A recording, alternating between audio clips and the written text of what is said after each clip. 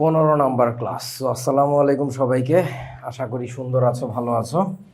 15 number ক্লাসে স্বাগত। আচ্ছা, তো আজকে আমাদের দেখতে হবে মেইনলি বাফার দ্রবণ, আর সেই সাথে হচ্ছে তোমার এই যে পিএইচ কার্ভ নিয়ে কিছু কাজ করতে হবে, যেটা তোমাদের কোথায় আছে বলো তো? পরিমাণগত রসায়ন অধ্যায় আছে। বাট ওইটা তো আমরা পরিমাণগত রসায়নে পড়ি নাই। কেন পড়ি নাই?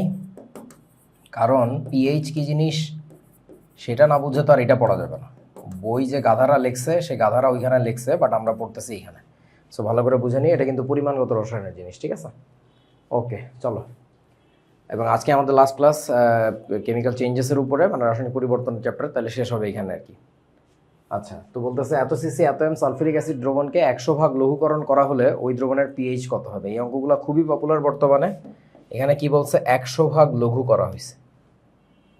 100 ভাগ লঘু, তার মানে কি হবে দেখো। নর্মালি যদি সালফিউরিক অ্যাসিডের দ্রবণ হইতো, আমি শর্টকাট সূত্রে অ্যাপ্লাই করতেছি, তাহলে আমরা কি লিখতাম? Minus log of E alpha C. তাহলে এবার কি লিখবো?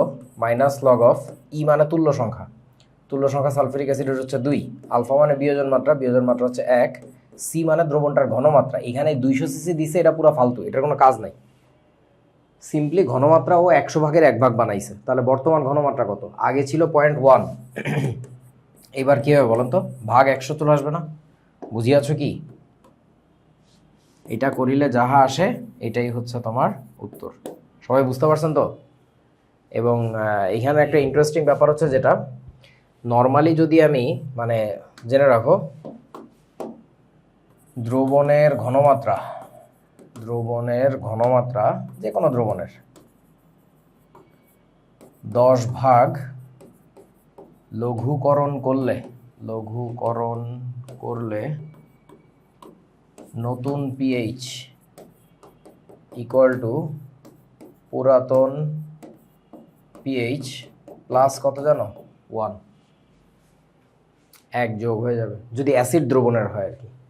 মানে এটা দ্রবণ বলতে এটা হচ্ছে অ্যাসিড দ্রবণের কথা আমি বলছি। কোনো একটা ক্ষারের দ্রবণ যদি হয় তাহলে -1 হবে আর কি।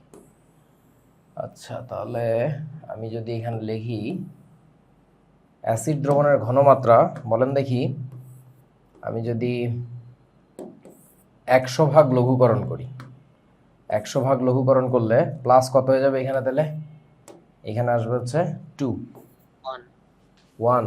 আরে গাধারে, মানে প্রতি একটা করে 0 বাড়ার কারণে এখানে +1 করে অ্যাড হয়। তার কারণটা বুঝো? লগ 10 এর মান কত?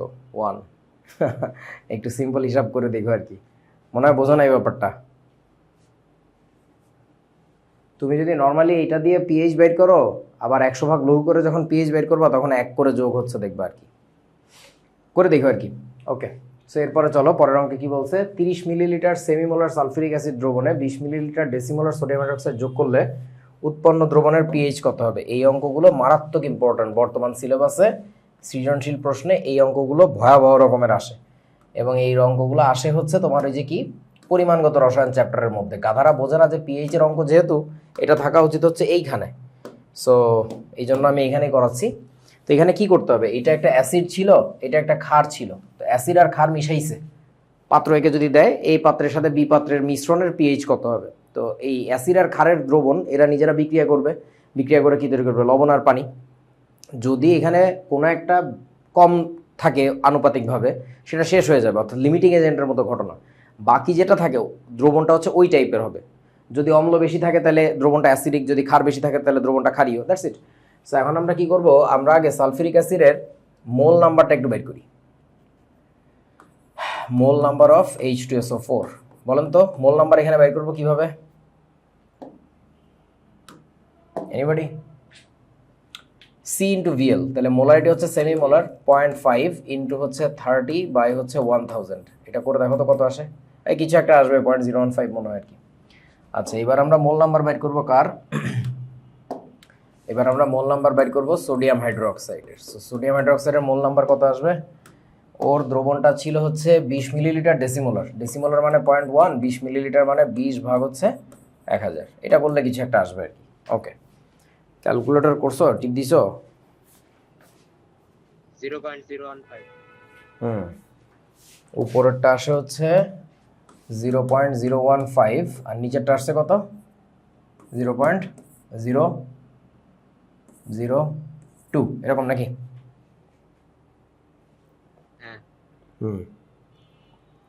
ওকে, এখন এটা হচ্ছে এত মোল, ওটা হচ্ছে এত মোল। এবার আমরা বিক্রিয়াটা লিখব। এবার আমরা বলবো উদ্দিষ্ট বিক্রিয়াটি, উদ্দিষ্ট বিক্রিয়াটি। বলেন বিক্রিয়াটা কি হবে? আমাদের কাছে বিক্রিয়াটা ছিল হচ্ছে সোডিয়াম হাইড্রোক্সাইড আর হচ্ছে সালফিউরিক অ্যাসিডের বিক্রিয়া। সো এই বিক্রিয়া আমি না করেও বলে দিতে পারি রেশিওতে এখানে একটা 2 আসবে। এটা শিখাইছিলাম মনে হয়, অ্যাসিডের তুল্য সংখ্যা ক্ষারের সামনে দিতে হবে, ক্ষারের তুল্য সংখ্যা অ্যাসিডের সামনে দিতে হবে। আর এটা তো বাচ্চা বিক্রিয়া, তোমরা পারবা। এখন খেয়াল করো, প্রতি 2 মোল sodium hydroxide is equivalent to 1 mole sulphuric acid, তাই না? তাহলে আমরা এখানে দেখো তো কোনটা বেশি আছে, অ্যাসিড বেশি আছে নাকি ক্ষার বেশি আছে, কোনটা বলেন? যে অ্যামাউন্ট কিভাবে বুঝলাম? অ্যাসিড যত মোল থাকবে তার দ্বিগুণ এখানে থাকা লাগবে ক্ষারে। তাহলে এইটারে 2 দিয়ে গুণ করলে কত আসবে? 0.3, বোঝা না? 0.015কে গুণ করলে 0.03 আসে আর কি। আচ্ছা তাহলে, আচ্ছা অথবা আরেকভাবে চিন্তা করা যায়, ক্ষারের যত মোল বিক্রিয়া করছে তার অর্ধেক মোল অ্যাসিড লাগবে। ক্ষার আছে হচ্ছে 0.002, এটার অর্ধেক করলে কত? 0.001। এখানে আছে কত? 0.015, তার মানে অ্যাসিড বেশি আছে, তাই না? তার মানে আমরা বলবো যেটা লিমিটিং ওটার আমরা বাম পাশে রাখি, ভালো হবে আর কি। হ্যাঁ, তাহলে এক্সট্রা যেটা থাকে ওটা বাইর করা যাবে সহজে, যে কতখানি এক্সট্রা থাকে। তাহলে এখানে এক্সট্রা আছে কোনটা? অ্যাসিড বেশি আছে। তাহলে আমরা বলবো হচ্ছে তোমার বিক্রিয়া হতে দেখতে পাচ্ছি 2 মোল sodium hydroxide is equivalent to 1 mole sulphuric acid. তাহলে কত মোল সোডিয়াম হাইড্রোক্সাইড ছিল আমার কাছে? অতএব 0.02 মোল, 0.002।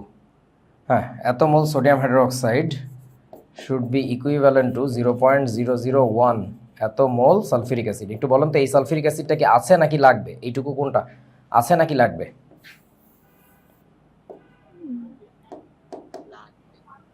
এইটা হচ্ছে যেটা বিক্রিয়া করে, যেটা লাগবে। এবার এইটা কি? এইটা হচ্ছে যেটা আছে। তাহলে আমাদের লেখা উচিত অতএব প্রয়োজনের তুলনায় পাত্রে H2SO4 বেশি আছে। তাহলে দ্রবণটা কেমন হবে? অর্থাৎ দ্রবণটি অম্লীয় হবে। এই কার সাউন্ড হয়? পিয়ালের নাকি? অম্লীয় হবে। তাহলে সেই রিমেইনিং অম্লটা কত?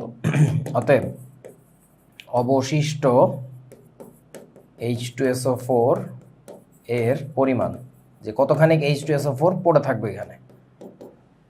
পাত্রে ছিল 0.015 মাইনাস কাজে লাগছে হচ্ছে আমাদের এইটা 0.001। তাহলে এটা বিয়োগ করে দিচ্ছি আমরা, কত আসে এটা তাহলে?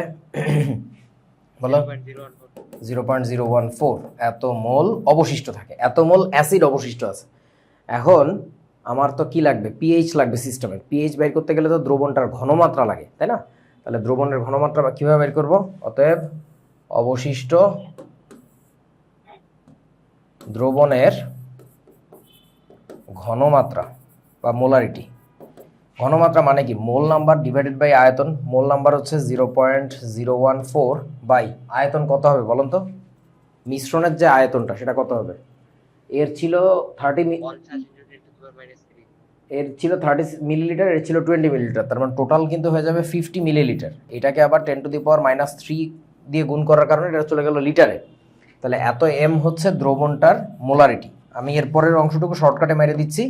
তাহলে অতএব পিএইচ বাইর করতে গেলে minus log of E alpha C. E ছিল 2, আলফা ছিল 1, সি হচ্ছে এই পুরোটা। That's it. বজা সহজ, এইটাই উত্তর। দ্রবণটার পিএইচ কত? এখন এখানে আমি একটা অ্যাসিড একটা ক্ষারের অঙ্ক দেখাইছি, তোমাদের রেয়ারলি আসছে যদিও, 2টা অ্যাসিড একটা ক্ষার বা 2টা ক্ষার একটা অ্যাসিড এরকম আসতেই পারে। হ্যাঁ, ওটা একটু এইভাবে করতে হবে, মোল নাম্বার বের করে দেখতে হবে যে কার কত মোল কার সাথে বিক্রিয়া করে। That's it. এই তো, তারপরের অঙ্কে চলে যাইতেছি আমরা। বাফার দ্রবণ নিয়ে কথাবার্তা, আর কোনো অঙ্ক করতেছি না এখন। পিএইচ নির্ণয় নিয়ে অনেক অঙ্ক করছি, এবার আমরা বাফার দ্রবণ নিয়ে কথা বলবো। সো বাফার দ্রবণ কারা? যেসব দ্রবণে অল্প পরিমাণে অ্যাসিড বা ক্ষার যোগ করলেও ওই দ্রবণের কি হয় না, পিএইচ শিফট হয় না, পিএইচ এর মান অপরিবর্তিত থাকে। এখন তোমাদেরকে একটা কথা মনে আছে, পিএইচ এর মান মানে কি? আমরা লিখি মাইনাস লগ অফ হাইড্রোজেন আয়নের ঘনমাত্রা। এই হাইড্রোজেন আয়নের ঘনমাত্রা মানে কোনটা? এটা হচ্ছে দ্রবণে যা কি অবস্থায় থাকে বলুন তো? বিয়োজিত অবস্থায় থাকে। সো তাহলে বোঝো, আমি একটা অ্যাসিড ঢালতেছি, অ্যাসিড ঢাললেও ওই দ্রবণের পিএইচ কিন্তু চেঞ্জ হবে না যদি আগে যে পরিমাণে প্রোটন বিয়োজিত হয়েছিল এখনও যদি সেই পরিমাণেই থেকে থাকে, অর্থাৎ যে অ্যাসিডটা ঢালছি তার কাছ থেকে কোনো এক্সট্রা প্রোটন সিস্টেমে নাই, ওর কাছ থেকে হাইড্রোজেন আসতে পারে, সেটা অবিয়োজিত অবস্থায় যদি থেকে থাকে তাহলে সেটা কিন্তু পিএইচটা আসলে চেঞ্জ করবে না। সবাই কি বুঝছেন আমার কথা? ওকে, এখন এই কাজটাই করবো আমরা। সো বাফার দ্রবণের সবচেয়ে ভালো উদাহরণ হচ্ছে আমাদের রক্ত। তাহলে আমাদের রক্তের পিএইচ এর মান কত জানি? রক্তের পিএইচ এটা হচ্ছে 7.4। হ্যাঁ, এটা মানুষের রক্তের পিএইচ। তোমার নানার যারা আছে গরু ছাগল তাদের পিএইচ কিন্তু আলাদা। হ্যাঁ, মানুষের রক্তের পিএইচ হইতেছে এটা। বেশি না কম? বেশি হইতে পারে।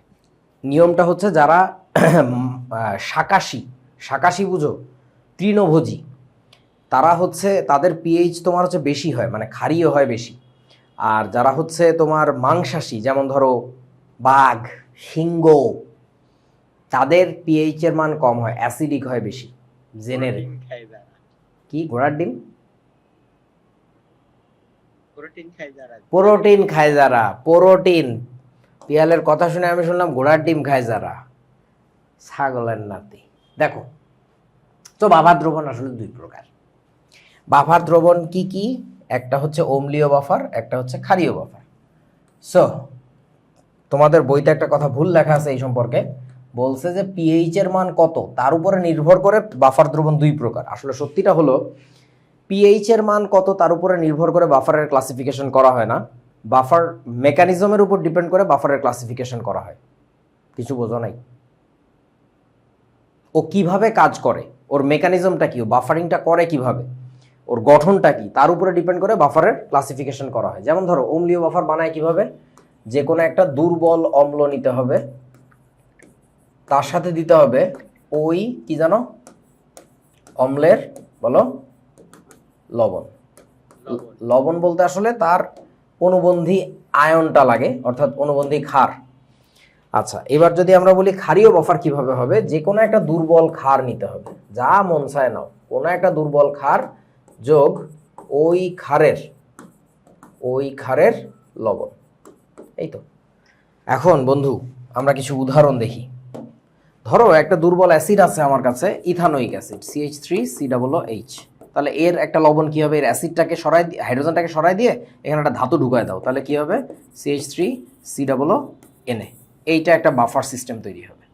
আর একটা দুর্বল অ্যাসিড যদি আমার কাছে থেকে থাকে HCOOH, মিথানোয়িক অ্যাসিড, তাহলে এটার লবণ কি হতে পারে? HCOONA। এইটা একটা বাফার সিস্টেম হবে। আমার কাছে যদি এরকম থাকতো, ধরো এই যে এটা আছে, এখানে আছে HOL2CA, অর্থাৎ ক্যালসিয়াম মিথানয়েড যদি থাকতো, এটা কি বাফার সিস্টেম হইতো নাকি হইতো না বলেন তো? বলতে পারে না। এইটাও একটা বাফার সিস্টেম হইতো, এইটাও একটা বাফার সিস্টেম হইতো। কারণটা হচ্ছে, শর্তটা কি ছিল? একটা দুর্বল অ্যাসিড থাকবে আর তার লবণ থাকবে। আছে তো দুর্বল অ্যাসিড আর তার লবণ, এবং নিয়মটা হচ্ছে যে লবণটা থাকবে সেইখানে ওই অ্যাসিডের অনুবন্ধী আয়নটা থাকা লাগবে। এখন এই অ্যাসিডের অনুবন্ধী আয়ন কোনটা? এই অ্যাসিড একটা প্রোটন ছাড়লে যে আয়নটা হয় তাকে বলে ওই অ্যাসিডেরই অনুবন্ধী আয়ন। তো ওই অ্যাসিডের অনুবন্ধী আয়ন কোনটা? HC♯, না? আছে তো, এখানে দুইটা আছে, কোনো সমস্যা নেই, কাজ চলবে। বুঝিয়াছো? বোঝা না? আচ্ছা, তারপরে ধরো তোমাকে যদি বলা হয় কার্বনিক অ্যাসিড আছে H2CO3, তাহলে এর সাথে লবণ কি হবে? এটার সোডিয়াম কার্বনেট Na2CO3। এখন এই বস্তুটা আসলে বাফার, কিন্তু আমরা যেভাবে বাফারের আলোচনা করি আমাদের বইতে, সেই অনুযায়ী এটাকে বাফার বলে না। শব্দ হয় কার মাইকে? সেই অনুযায়ী এটাকে বাফার বলে না। তাহলে কোনটাকে বাফার বলবে? বাফার বলবে হইতেছে, দেখো ওইখানে আমাদের Na2 থাকা যাবে না, ওইখানে থাকতে হবে কি NaHCO3। বোঝা নাই ব্যাপারটা? কারণ এই অ্যাসিডের অনুবন্ধী ক্ষার কোনটা? HCO3 minus ion. সো তাহলে HCO3 মাইনাস থাকা লাগবে, তাহলে এটা বাফার সিস্টেম হবে। এটা আমাদের বইয়ের কনসেপ্ট অনুযায়ী, বাট আসলে এটাও বাফারিং পারবে, তবে এর বাফারিং যদিও অন্যভাবে হিসাব নিকাশ করতে হয়, এই আর কি। তোমরা কি বুঝছো আমার কথা? এটা হচ্ছে আমাদের রক্তের বাফার, এটা নিয়ে প্রচুর প্রশ্ন আসে। যদিও রক্তে আবার বাইফসফেট বাফারও কাজ করে, বা ফসফেট বাফার যেটাকে আমরা বলি, বাট ওই বইতে লেখা আছে এটা আর কি বেসিক্যালি। ওকে, ক্ষারীয় বাফার দ্রবণ কিরকম? ফসফেটটা আছে বইতে? আমি দেখি নাই, আছে কি? হ্যাঁ, বহু স্যারের বইতে আছে। ও জোস, আমাকে একটু ছবি তুলে পাঠাতো, কোথায় আছে এটা? তো আমার বই, বিবরণী দেওয়া। আচ্ছা একটু দেখাতো, আমি তো এটা পাই নাই, আমি আমার বইতে ঢুকান লাগবে দিলে। আচ্ছা ওকে, দেখো। সো NaH2PO4 আর NaHPO4 দেওয়া। তোরে ছবি তুলে ফাটাইতে কইছি কারণ এখন আমার শুনি লাভ নাই, ওইটা পড়ে আমার ওইখান থেকে ঢুকাইতে হবে, তো গাদা কোথাকার পূজা না। আচ্ছা, ক্ষারীয় বাফার দ্রবণ কেমনে বানাবো? আমরা একটা দুর্বল ক্ষার নিব, যেমন ধরো অ্যামোনিয়াম হাইড্রোক্সাইড, তার সাথে এটা একটা লবণ নিব। সো অ্যাসিডের লবণ বানানোর সময় আমরা কি করছিলাম? অ্যাসিডের হাইড্রোজেনকে ফালাই দিয়ে এখানে ধাতু ঢুকাইছিলাম। আর ক্ষারের লবণ যখন বানাইতে হয় তখন নিয়মটা হচ্ছে হাইড্রোক্সিল ফেলে দিতে হয়। অ্যাসিড থেকে হাইড্রোজেন ফেলছিলা, এখন ক্ষার থেকে হাইড্রোক্সিল ফেলে দিবা। অ্যাসিডের হাইড্রোজেন ফেলে কি ঢুকাইছিলা? ধাতু, ধনাত্মক আয়ন। আর এখানে কি করতে হয়? হাইড্রোক্সিল ফেলে দিয়ে ঋণাত্মক আয়ন ঢুকাইতে হয়, অর্থাৎ কোনো একটা অ্যানায়ন। সবচেয়ে সহজ শিশু অ্যানায়ন আমরা ঢুকাই, ammonium chloride. So that system, that mixture will become a buffer. আচ্ছা, এখন আমাকে একটু বলো তো, আমাদের রক্তের যে বাফারটা, এটা কি অম্লীয় বাফার নাকি ক্ষারীয় বাফার বলেন? এটা ক্ষারীয়। অম্লীয় বাফার। বইয়ের সংজ্ঞা যে ভুল, এখান থেকে খুব ভালো করে বুঝতে পারবা। পিএইচ এর মানটা ক্ষারীয় সীমানায় পড়ছে, that doesn't necessarily mean it becomes a basic buffer, that's an acidic buffer, because এটার ওয়ার্ক ফাংশনাল যে মেকানিজম, ফাংশনিংয়ের যে মেকানিজম, সেটা পুরাপুরি অ্যাসিডিক বাফার। সো এইটাকে কোনোভাবেই ক্ষারীয় বাফার বলাটা কোনো বুদ্ধিমানের কাজ না, কোনো সঠিক জিনিস না, এটা একটা ভুল কথা। সো আমি আবারও বলতেছি, তাহলে ভাই হচ্ছে রক্তের পিএইচ এর মান তো হচ্ছে 7.4, হচ্ছে এটা তো 7 এর চাইতে বেশি, তো এটা ক্ষারীয় হবে। ক্ষারীয় ক্ষারীয় সীমানায় তার পিএইচ পড়ছে, তার কারণটা হচ্ছে রক্তে কি শুধুই এই বস্তু থাকে, নাকি প্রোটিন উপাদান বা আরো যা যা আছে রক্তের বিভিন্ন উপাদান থাকে, থাকে না? ওই সমস্ত কিছু মিলে রক্তের মানে ভাই, বলো। পদার্থটা যদি অ্যাসিড হয় তাহলে ওইটাকে বলবো অ্যাসিডিক বাফার, আর ক্ষার হইলে ক্ষারীয়। জি জি জি, মানে তাহলে এই জায়গায় তো দুইটা বাফার কাজ করে একটার মধ্যে। হ্যাঁ হ্যাঁ, মানে ব্যাপারটা বোঝ, রক্ত কি আসলে একক কোনো পদার্থ নাকি ওর মধ্যে বিভিন্ন ধরনের কেমিক্যালস মিশে আছে? অনেক কিছু মিশে আছে না, তো সব কিছু মিলে মিশে আলটিমেটলি ওর পিএইচটা হচ্ছে ক্ষারের সীমানায় ফালাই দিছে, কিন্তু ওর বাফারিং মেকানিজমটা অ্যাসিডিক। বোঝে না, এরা বোঝে না। ওকে, সো এবার চলো, ঘটনা হইতেছে অম্লীয় বাফার দ্রবণের ক্রিয়া কৌশল, এটা পরীক্ষা আসে তোমাদের। ওই যে এ পাত্র এবং বি পাত্রের দ্রবণ একত্রে মিশ্রিত করলে তাতে যদি আবার সি পাত্রের অ্যাসিড কিছুটা ঢালা হয় তাহলে পিএইচ পরিবর্তন হবে কিনা, যদি না হয় তাহলে কেন হবে না। অর্থাৎ দেখা যাবে এ পাত্র আর বি পাত্রের দ্রবণ মিশাইলে একটা বাফার সিস্টেম তৈরি হয়েছে, তো বাফার সিস্টেমের পিএইচ যে কেন চেঞ্জ হচ্ছে না সেই কারণটা ব্যাখ্যা করতে বলে। অর্থাৎ বাফার দ্রবণের ক্রিয়া কৌশল আমরা যেটাকে বলি, যে কিভাবে সে তার নিজের পিএইচটাকে কন্ট্রোল করে, ধরে রাখে, সেটা দেখতে হবে এখন, ঠিক আছে? ওকে, তোমরা কি প্রশ্নগুলো বুঝতেছো? মানে এগুলো মনে রেখো, কিন্তু টেস্ট পেপার ঘাটলে এইসব প্রশ্ন পাওয়ার কথা খুবই কমনলি আসে আর কি। আচ্ছা, তো আমরা সবচেয়ে সহজ একটা অ্যাসিডিক বাফার ধরে নেই। ধরো আমার কাছে ছিল CH3COOH আর ছিল হচ্ছে CH3COONA, এরকম একটা বাফার সিস্টেম ছিল। সো এখন আমাদের এদের বিয়োজন কেমন হবে? এটা যেহেতু দুর্বল একটা অ্যাসিড, ওর বিয়োজনটা আমাদের লিখতে হবে হচ্ছে উভমুখী চিহ্ন দিয়ে। আর এই সান্দু যেহেতু সবল তড়িৎ বিশ্লেষক, তাহলে তার বিয়োজনটা আমাদের একমুখী চিহ্ন দিয়ে লিখতে হবে, এটাই নিয়ম। আচ্ছা, এখন ওইটা ভেঙে কি তৈরি হবে? এখানে এটা তৈরি হবে হচ্ছে CH3COO- যোগ হচ্ছে আমাদের তৈরি হবে H+, আর এখানে থাকবে কি CH3COO- যোগ হচ্ছে Na+। এখন এই দুইজনের কাছ থেকেই একই বস্তু তৈরি হইতেছে, দেখতে পাচ্ছ? কি বস্তু বলো তো? Acetate ion. এখান থেকেও তৈরি হচ্ছে, আবার এখান থেকেও তৈরি হচ্ছে। এই দুইটা আয়ন পরস্পর দ্রবণে কি করবে? নিজেদেরকে ঠেলাঠেলি করবে, যে দ্রবণে কে মূলত থাকবে। বলেন তো জয়ী হবে কে? অ্যাসিড থেকে আসা অ্যানায়নটা নাকি লবণ থেকে আসা অ্যানায়নটা, কোনটা? লবণেরটা 100%।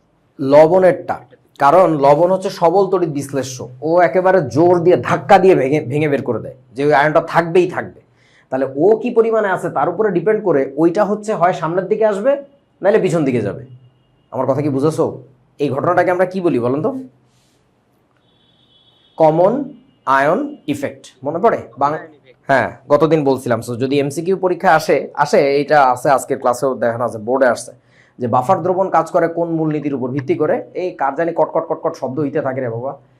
সো কোন মূলনীতির উপর ভিত্তি করে, সেটার উত্তরটা হচ্ছে সমআয়ন প্রভাব নীতি বা সমআয়ন নীতির উপর ভিত্তি করে আর কি। আচ্ছা, সো এখন ঘটনা হইতেছে, চলো বন্ধু, যদি সমআয়ন নীতি অপশনে না থাকে তাহলে তার উত্তর হবে হচ্ছে লা সাতেলিয়ে নীতি। কথাগুলো লিখে রেখো খাতায়, যে যদি সমআয়ন প্রভাব না থাকে অপশনে তাহলে ওটার উত্তর দিতে হবে হচ্ছে লা সাতেলিয়ে নীতি। ওকে, সো আমি আর লিখতেছি না এখানে যে ওখানে সমআয়ন প্রভাব কাজ করতেছে। এবার আসো, তাহলে আমরা লিখবো হচ্ছে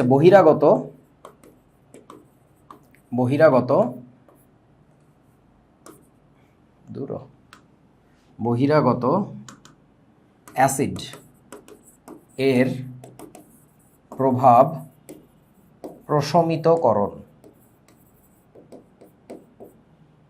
অর্থাৎ বাইরে থেকে আমি যে অ্যাসিড ঢাললাম সেটার যে ইফেক্ট পড়ার কথা, সেই ইফেক্ট তো আমরা পড়তে দেখি না, পিএইচ তো চেঞ্জ হয় না, সেটা সে নিউট্রালাইজ করে কিভাবে, সেই মেকানিজমটা আমরা একটু দেখে নিব। সেই মেকানিজমে সে যে কাজটা করে, বাইরে থেকে তুমি অ্যাসিড ঢালার মানে হচ্ছে এইচ প্লাস ঢালছো, এইচ প্লাস অ্যাড করছো। এই এইচ প্লাসটার সাথে আমি ছোট করে লিখে রাখলাম ইএক্সটি। ইএক্সটি মানে বুঝছো তো এক্সটার্নাল। এখন ভাবতেই পারো ইএক্সটি লেখাটা আমার কেন জরুরি কারণ ওই সিস্টেমে আগে থেকে আবার এইচ প্লাসও ছিল, পেঁচায় যেন না যায়। ওইটা আসছিল অ্যাসিড থেকে, আর এই এইচ প্লাস ইএক্সটিটা বইতে লাগে না, আমি লিখি আর কি। এটার মানে হচ্ছে বাইরে থেকে আমি যে অ্যাসিডটা ঢালছি সেখান থেকে আসা প্রোটন। তো সেখান থেকে যতটুকু প্রোটনই ভেঙে আসুক না কেন দ্রবণে, সেই প্রোটনটার সাথে বিয়ে দিব মানে বিক্রিয়া করাই দিব আমি দ্রবণের কোনো একটা অ্যানায়নের। দ্রবণে অ্যানায়ন আছে একটাই, সেটা কি CH3COO-। এখন ভাবতেই পারো যে তুমি বিয়ে করাই দিবা মানে কি, তুমি বন্ধন কি ঘটাই দিবা, আমার কিছু করা লাগবে না। সিস্টেমে যদি প্লাস ইনপুট দাও, সিস্টেমের মাইনাসগুলো তার সাথে যুক্ত হয়ে যাবে। এখন এই দুইটা মিলে বিক্রিয়া করে কি তৈরি করে বলেন তো? CH3COOH। অর্থাৎ যে প্রোটনটা বাইরে থেকে দিছিলাম বিয়োজিত অবস্থায় বা দ্রবণের ভিতরে যে এসে বিয়োজিত হওয়ার চেষ্টা করছিল, বিয়োজিত হওয়া মাত্র সে অন্য কারোর সাথে যুক্ত হয়ে না আবার অবিয়োজিত হয়ে গেছে। তাহলে এটা কিন্তু আর দ্রবণে বিয়োজিত অবস্থায় নাই, বোঝা নাই? যেহেতু বিয়োজিত নাই আব্বু, তাহলে বলো তো পিএইচ কি চেঞ্জ হবে? পিএইচ চেঞ্জ হবে না। ওকে, তাহলে খেলা হয়ে গেল। আবির চন্দ্র অনাহারি এসেছে এখন, এতক্ষণ পরে 12টা বাজছে, তারপরে তার হুঁশ ফিরছে। এখন দেখো বন্ধু, তুমি এই কাণ্ড করতে যে দ্রবণের একটা ব্যালান্স নষ্ট করে ফেলছো। সেই ব্যালান্সটা কি? দ্রবণে আগে যে আয়ন যে পরিমাণে ছিল, কোনো একটা জায়গায় তো সাম্য অবস্থায় ছিল। বলো তো দ্রবণ থেকে তুমি কোন জিনিসের ঘাটতি ঘটায় দিছো? বলো। এখনো তো আছে সাম্যাবস্থায়। না, এখনো সাম্য অবস্থায় নাই, তার সাম্য অবস্থা নষ্ট হয়ে গেছে। ওটা তো ওইভাবেই চেঞ্জ হয়। হেই বলদ, যেটা কইছি এটা একটুখানি থাকে না। আরে একটুখানি থাকবে কেন? তুই কি অ্যাসিড একটুখানি ঢালছস? আমি যেটা কই এটার উত্তর দে। তুই দ্রবণ থেকে কোন জিনিস খরচ করছিস বল? বলতে পারে না। আয়নটা CH3COO-। অ্যাসিডেট আয়ন আমি খরচ করছি না, এটা তো দ্রবণে আগে থেকে এক্সিস্টিং যেটা ছিল তার কিছুটা আমি খরচ করছি। তার মানে দ্রবণে আমার এখন অ্যাসিডেট আয়নের ঘাটতি পড়বে। এই কথাটা লেখা লাগবে যে বহিরাগত প্রোটনকে প্রশমিত করার জন্য দ্রবণে বিদ্যমান কিছু অ্যাসিডেট আয়ন ব্যয় হয়। সেই অ্যাসিডেট আয়নের ঘাটতি পূরণের জন্য নিম্নোক্ত বিক্রিয়াটি সংঘটিত হয়। এই কথাটা লিখবা। কি বিক্রিয়া সংঘটিত হয় এখন দেখো।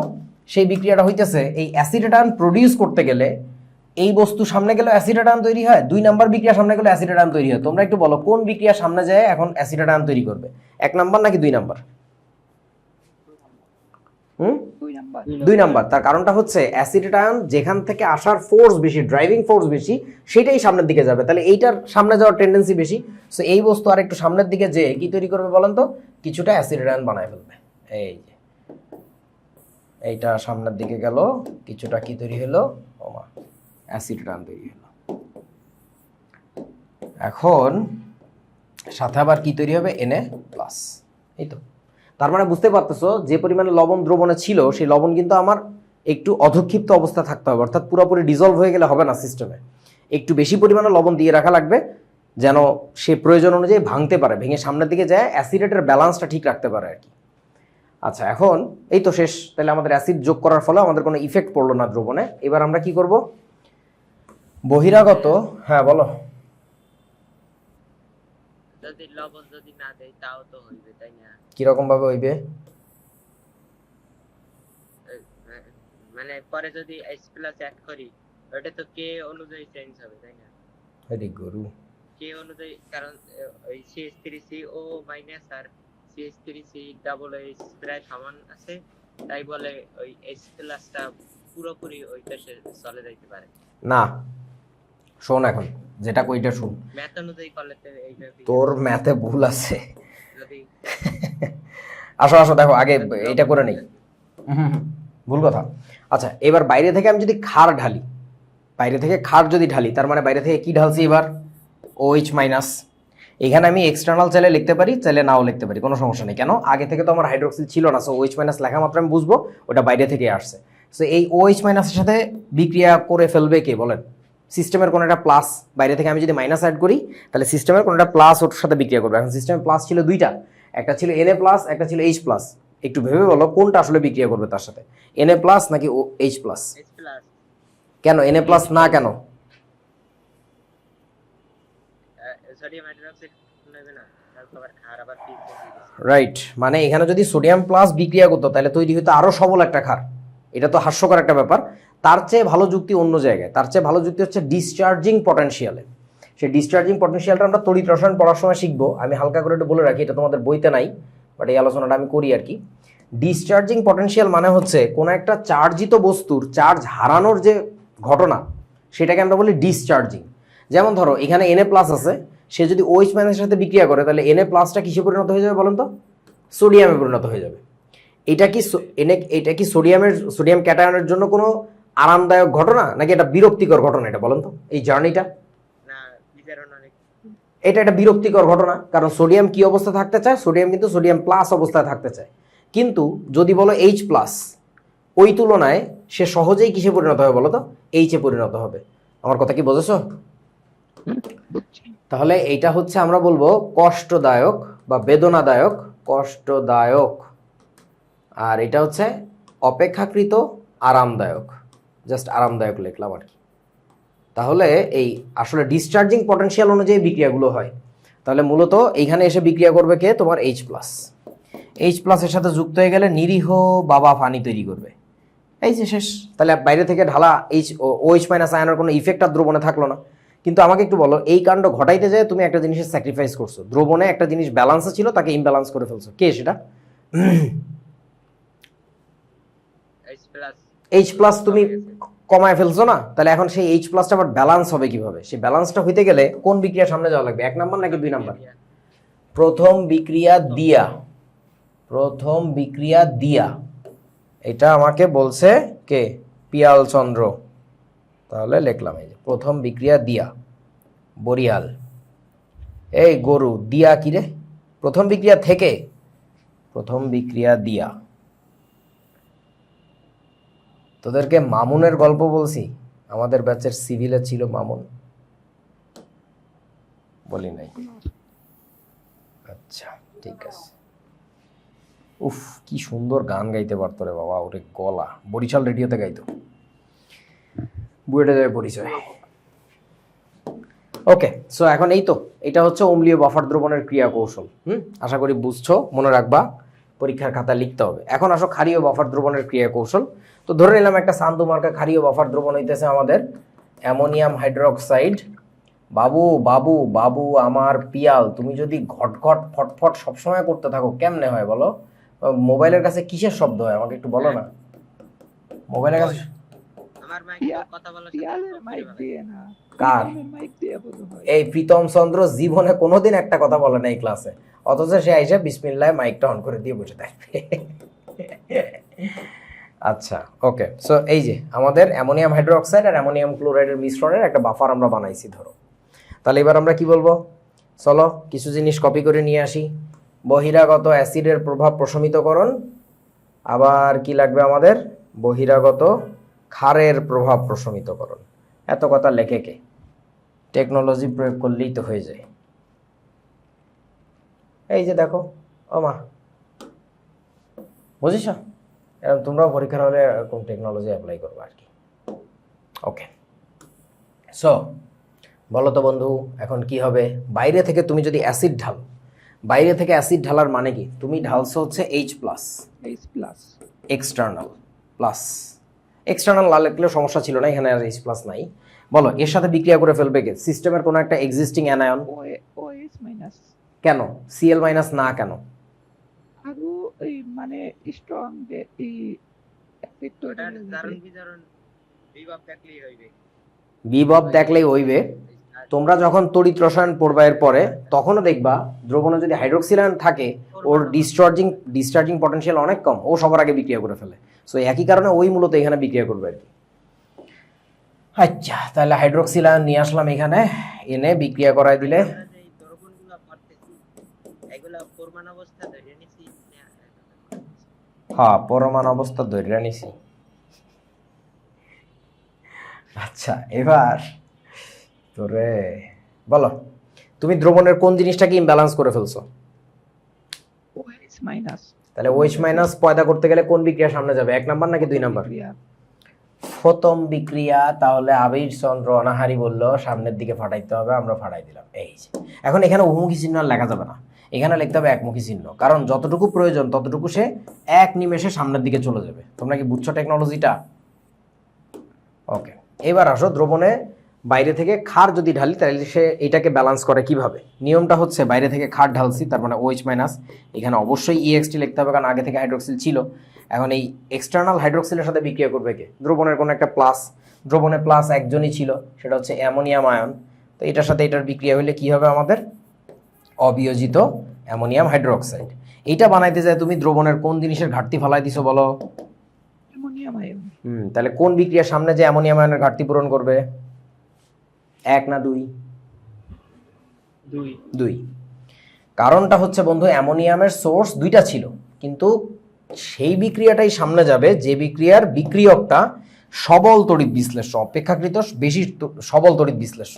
সো দ্যাটস ইট, এই বিক্রিয়া সামনে গেল, ওই পরিমাণে অ্যামোনিয়াম আয়ন তৈরি করলো, শেষ খেলা। দ্যাটস ইট, বুঝেছো? হ্যাঁ, বুঝি। লিখতে পারতে হবে। আচ্ছা, হেন্ডারসন ও হ্যাসেলবাখ সমীকরণ, সেই সমীকরণটা কি বলেছে? কোন একটা অম্লীয় বাফার দ্রবণের পিএইচ কাউন্ট করা যায় এটা দিয়ে। সেই সমীকরণটা হচ্ছে কি জানো?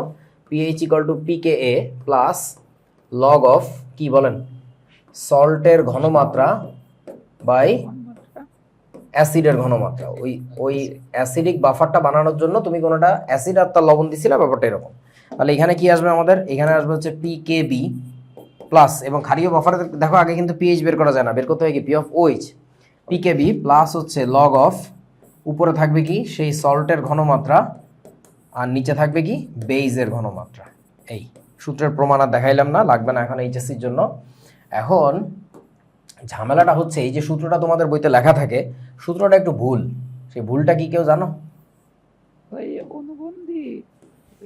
তোমার দাদার মাথা বন্দি হবে, ওই অনুবন্ধী হবে, এটা তোমাকে জানার দরকার নেই আর কি। অনুবন্ধী যে হবে ওটা হচ্ছে আসল কথা, কিন্তু এটা তোমাদের জাইনে কোনো লাভ নাই, ওই রিলেটেড কোনো অঙ্ক টঙ্ক বইতেও নাই, আসেও না। দেখো, এটা বেশি দিলে কাজ করবে না। ওই বেশি এই বলদ কে দিয়ে মূল সুন্দর মোল নাম্বার থাকবে এই জায়গায়, নিয়মটা হচ্ছে এটা। আমার কথা কি বুঝছেন? ও আচ্ছা। ওই যেটা বলছো, পিয়াল চন্দ্র যেটা বলছো ওটাও ঠিক আছে, বাট এই কথাগুলো তোমাদের একেবারেই অপ্রয়োজনীয়, মানে কাজের জিনিস শেখো আর কি। কাজের কথা হচ্ছে ওটা আসলে মোল নাম্বারের ফর্মুলা। তাহলে আমাদের এখানে কি আসবে? এইখানেও একই জিনিসই থাকবে। Salt mole number of base. হ্যাঁ, ওইটা আসলে ঘনমাত্রা না, সূত্রগুলো আসলে মোল নাম্বারের। আচ্ছা, এখন তারপরেও কেন ঘনমাত্রা দিয়ে করলে আমাদের মিলে যায়? মিলে যাওয়ার কারণটা হচ্ছে মোল, কাটাকাটি হয়ে হ্যাঁ, যায়। মোল নাম্বার মানে C/VL, ওই VL দুইটা একই থাকে বলে কাটাকাটি হয়ে যায়, সো সেম আনসারই আসে। এই তো শিখে ফেললাম, চলো এবার অঙ্ক করি। এই যে দেখো কি বলিস, একটি বাফার দ্রবণে এত এম ইথানোয়িক অ্যাসিডের দ্রবণ এবং এত এম পটাশিয়াম ইথানয়েড আছে, দ্রবণটির পিএইচ নির্ণয় করো। কে এর মান দেওয়া আছে, এটা কোন অ্যাসিডের কে? ওই অ্যাসিডের কে। তাহলে অম্লীয় বাফার দ্রবণের পিএইচ বের করবো। এই এত শিশু অঙ্ক আসবে না পরীক্ষায়। পিএইচ ইকুয়াল টু পিকে, তাই না? পিকে মানে কি মাইনাস লগ অফ কি বলা যায় কে এ প্লাস লগ অফ সল্টের এখন কি বসাবো বলো, ঘনমাত্রা বসাবো নাকি মোলারিটি বসাবো, কোনটা? সরি, মোল নাম্বার বসাবো নাকি ঘনমাত্রা? কেন ঘনমাত্রা বসাচ্ছি জানো? কারণ কারণ এখন দেওয়া আছে হচ্ছে ঘনমাত্রা, আয়তন দেওয়া নাই। সো তাহলে আমরা এখানে লিখবো CH3COO কে এর ঘনমাত্রা কুক, আর নিচে থাকবে CH3COOH এর ঘনমাত্রা। মান বসাই চলো, মাইনাস লগ কে এর মান কত 1.8 10⁻⁻5 প্লাস লগ অফ সল্টের মোলারিটি হচ্ছে 0.2 আর এটার হচ্ছে 0.5। শেষ, এটা করলে যা আসে তাই। ঠিক আছে, এটা হচ্ছে ওই দ্রবণের পিএইচ। ওকে, তারপরে কি বলেছে? একটি বাফার দ্রবণে এত এম অ্যামোনিয়া এর দ্রবণ, অ্যামোনিয়ার দ্রবণ মানে অ্যামোনিয়াম হাইড্রোক্সাইড, এবং এত এম অ্যামোনিয়াম ক্লোরাইড আছে, দ্রবণটির পিএইচ নির্ণয় করো। এটার কি পিএইচ আগে বের করা যাবে জানো? আগে কি বের করতে হবে বলেন তো? P of OH. কেমনে আগে পিএইচ বের করা যাবে? হ্যাঁ, তাহলে আগে তো বের করা যাবে না, আগে বের করতে হবে p of OH. P of OH বের করে নিয়ে 14 থেকে মাইনাস করে দিতে হবে। পারবেন কি? এটা না পারলে আমার কাছে আসবা, আমি দেখাই দিব। মাতৃস্নেহে ফিটের উপরে দুপুর উপুর করে কিল দিয়ে দেখাই দিব।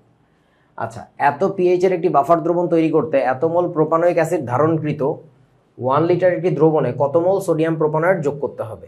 কে অফ C2H5COOH হচ্ছে এত, প্রোপানোয়িক অ্যাসিডের কে এ দেওয়া আছে, তার মানে এটা একটা অ্যাসিডিক বাফার। আচ্ছা, তাহলে আমরা ইকুয়েশনটা লিখি, পিএইচ ইকুয়াল টু পিকে। বলো মোল নাম্বার দিয়ে লিখবো নাকি ঘনমাত্রা দিয়ে লিখবো, কোনটা? মোল নাম্বার। এখন আসলে ইকুয়েশন দিয়ে করলি ভালো হয়। গাধারে। আচ্ছা, সো আমরা এখন মোল নাম্বার দিয়ে করবো, চলো করি। আসলে এই অঙ্কে মোল নাম্বার আর মোলারিটি একই, কেন বোঝো নাই? 1 লিটার 1 লিটার দ্রবণ, তাহলে এখন আমি মোল নাম্বার দিয়ে করতেছি। তাহলে mole number of acid, sorry, mole number of salt by হচ্ছে mole number of acid. PK এর মান কত? Minus log 1.8 10⁻⁻5 plus log of n salt কত জানি, ওটাই তো বের করতে বলছে, কত মোল সোডিয়াম প্রোপানয়েড যোগ করতে হবে by mole number of acid কত 0.02। পিএইচ এর মান দিছিল আমার কাছে কত 4.75। ঠিক আছে, পারা যাবে তো? জি ভাইয়া।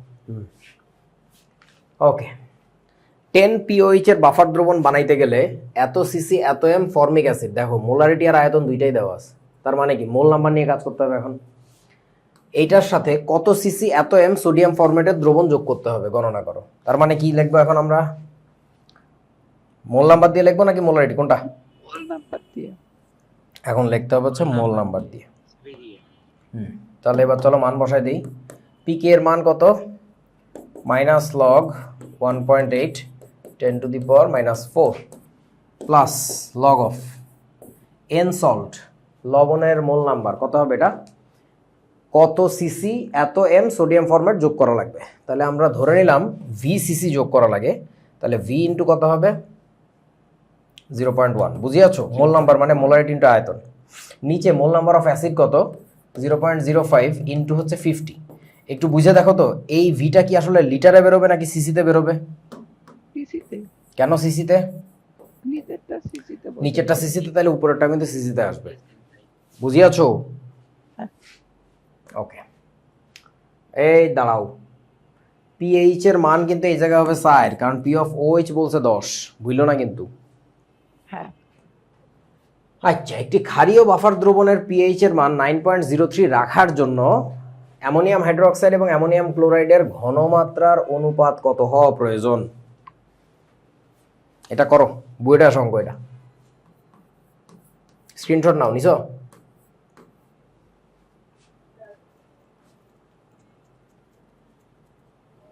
নিছি। মারাত্মক সুন্দর, একেবারে ডেটা সহ মিলাইতে হবে। স্ক্রিনশট নাও।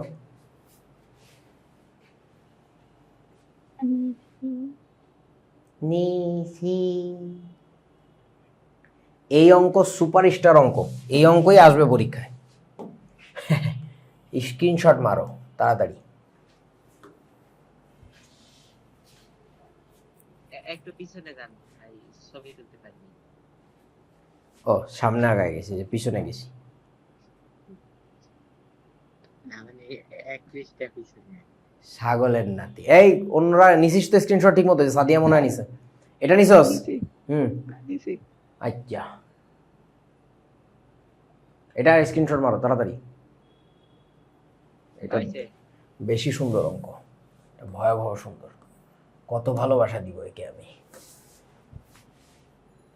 হ্যাঁ তাড়াতাড়ি করো, 15 মিনিটের ব্রেক দিচ্ছি, 10টা 52 বাজে। হুম, তাড়াতাড়ি, আমি এখানে আসি, বসতেছি আর কি, করো। পাইতিয়াম ক্ষারীয় বাফার দ্রবণের, তাহলে আমরা পি অফ ওইচ লিখবো equal to p K b লিখবো, লগ অফ কি লিখবো, ঘনমাত্রার অনুপাত কত হওয়া প্রয়োজন। তার মানে উপরে থাকবে কি অ্যামোনিয়াম ক্লোরাইডের ঘনমাত্রা বাই হচ্ছে অ্যামোনিয়াম হাইড্রোক্সাইডের ঘনমাত্রা। ওকে, পি, চারটেই করে ফেলাইতাম। আরে কথা কম, আরে পিএইচ এর পি অফ ওইচ এর জায়গায় কত লিখবো তাই বল। 97 এখানে লাগা লাগবে 4.97, পিকেবি এর জায়গায় কত 4.75 সরাসরি দেওয়া আছে, প্লাস লগ অফ, তাহলে এই জিনিসটা বের করলেই তো শেষ নাকি?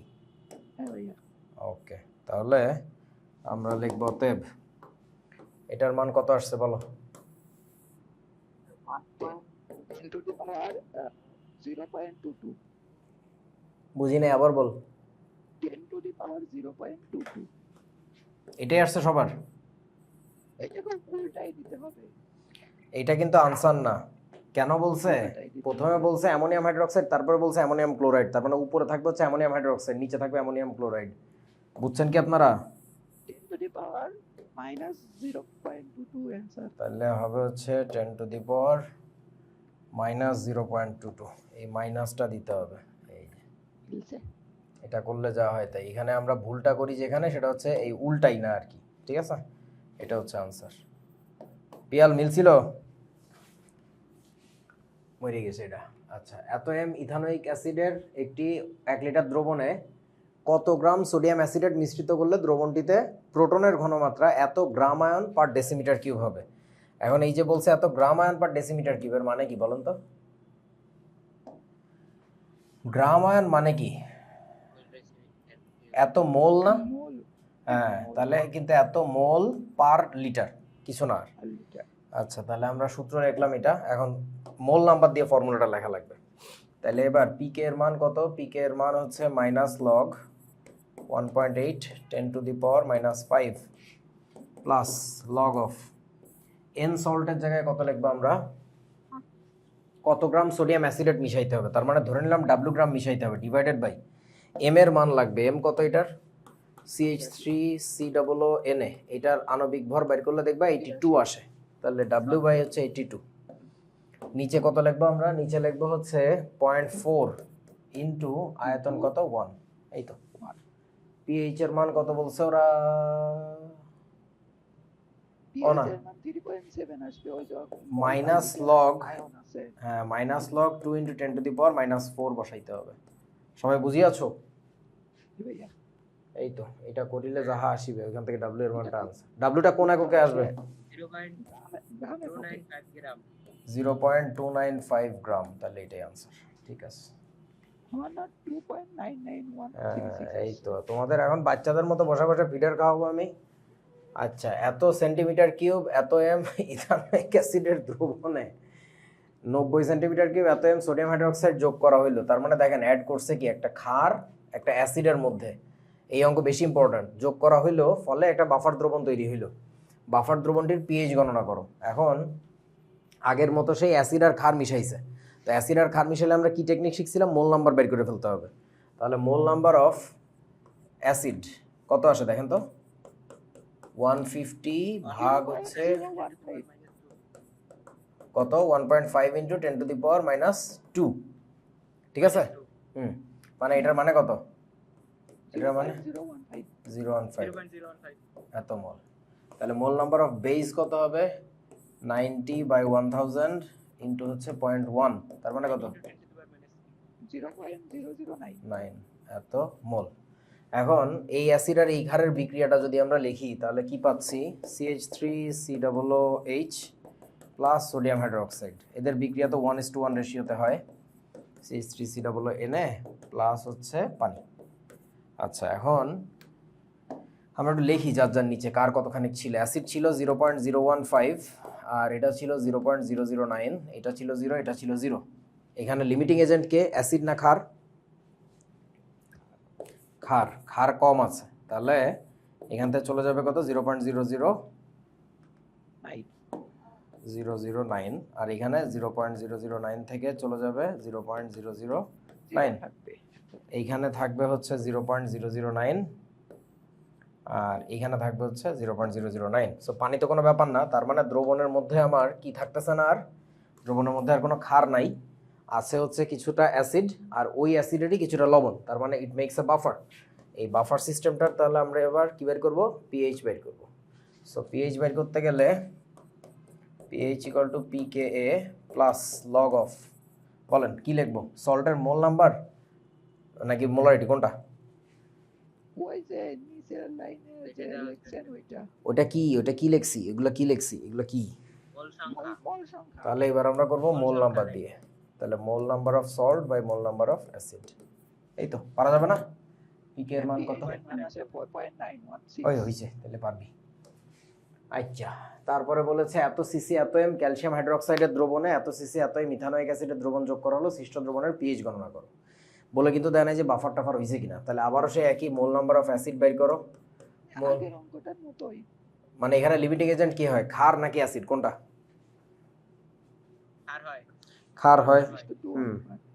হুম পারবা তো তাইলে নাকি?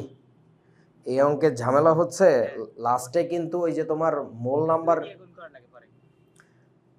হ্যাঁ মানে ওই অ্যাসিডের যে মোল নাম্বার ওইখানে কিন্তু, সরি অ্যাসিড না, লবণের মোল নাম্বার ওখানে কিন্তু 2 দিয়ে গুণ হবে, খেয়াল করো।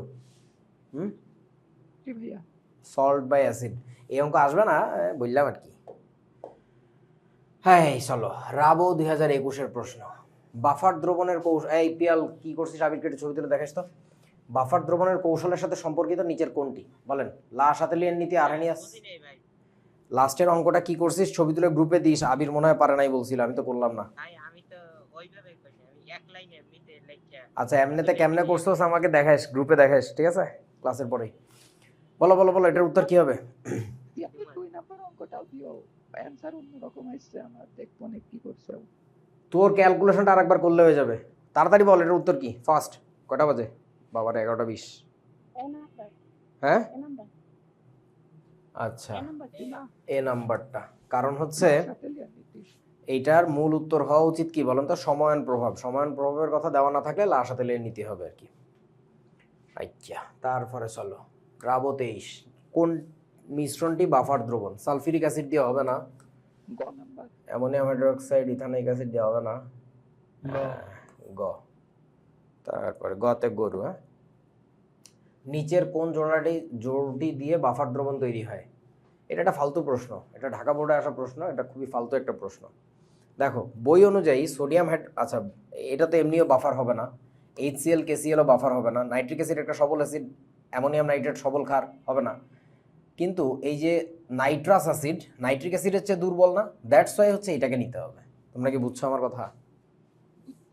বাট এটা একটা ফালতু প্রশ্ন, নাইট্রাস অ্যাসিডও যথেষ্ট সবল, এটা দিয়ে আসলে বাফার সিস্টেম হয় না। আচ্ছা সিবো 23, মানব রক্তে কোন বাফার দ্রবণ বিদ্যমান? ও সো মানব রক্তে 2টা বাফার আছে আর কি, আমি বলছিলাম। Bicarbonate phosphate. মানব রক্ত, তোদের রক্ত না কিন্তু, মানব রক্ত, আমারটার কথা বলতেছি, তোরা তো গরু। মানব রক্তে 1 নাম্বার বাফার হইতেছে কার্বনিক অ্যাসিড আর কি, সোডিয়াম বাইকার্বনেট। সেকেন্ড বাফারটা হচ্ছে, বইতে দেখলাম 3টা বাফারের কথা বলছে, প্রোটিন বাফারের কথা বলছে, এটা খুব ভালো একটা কাজ করছে।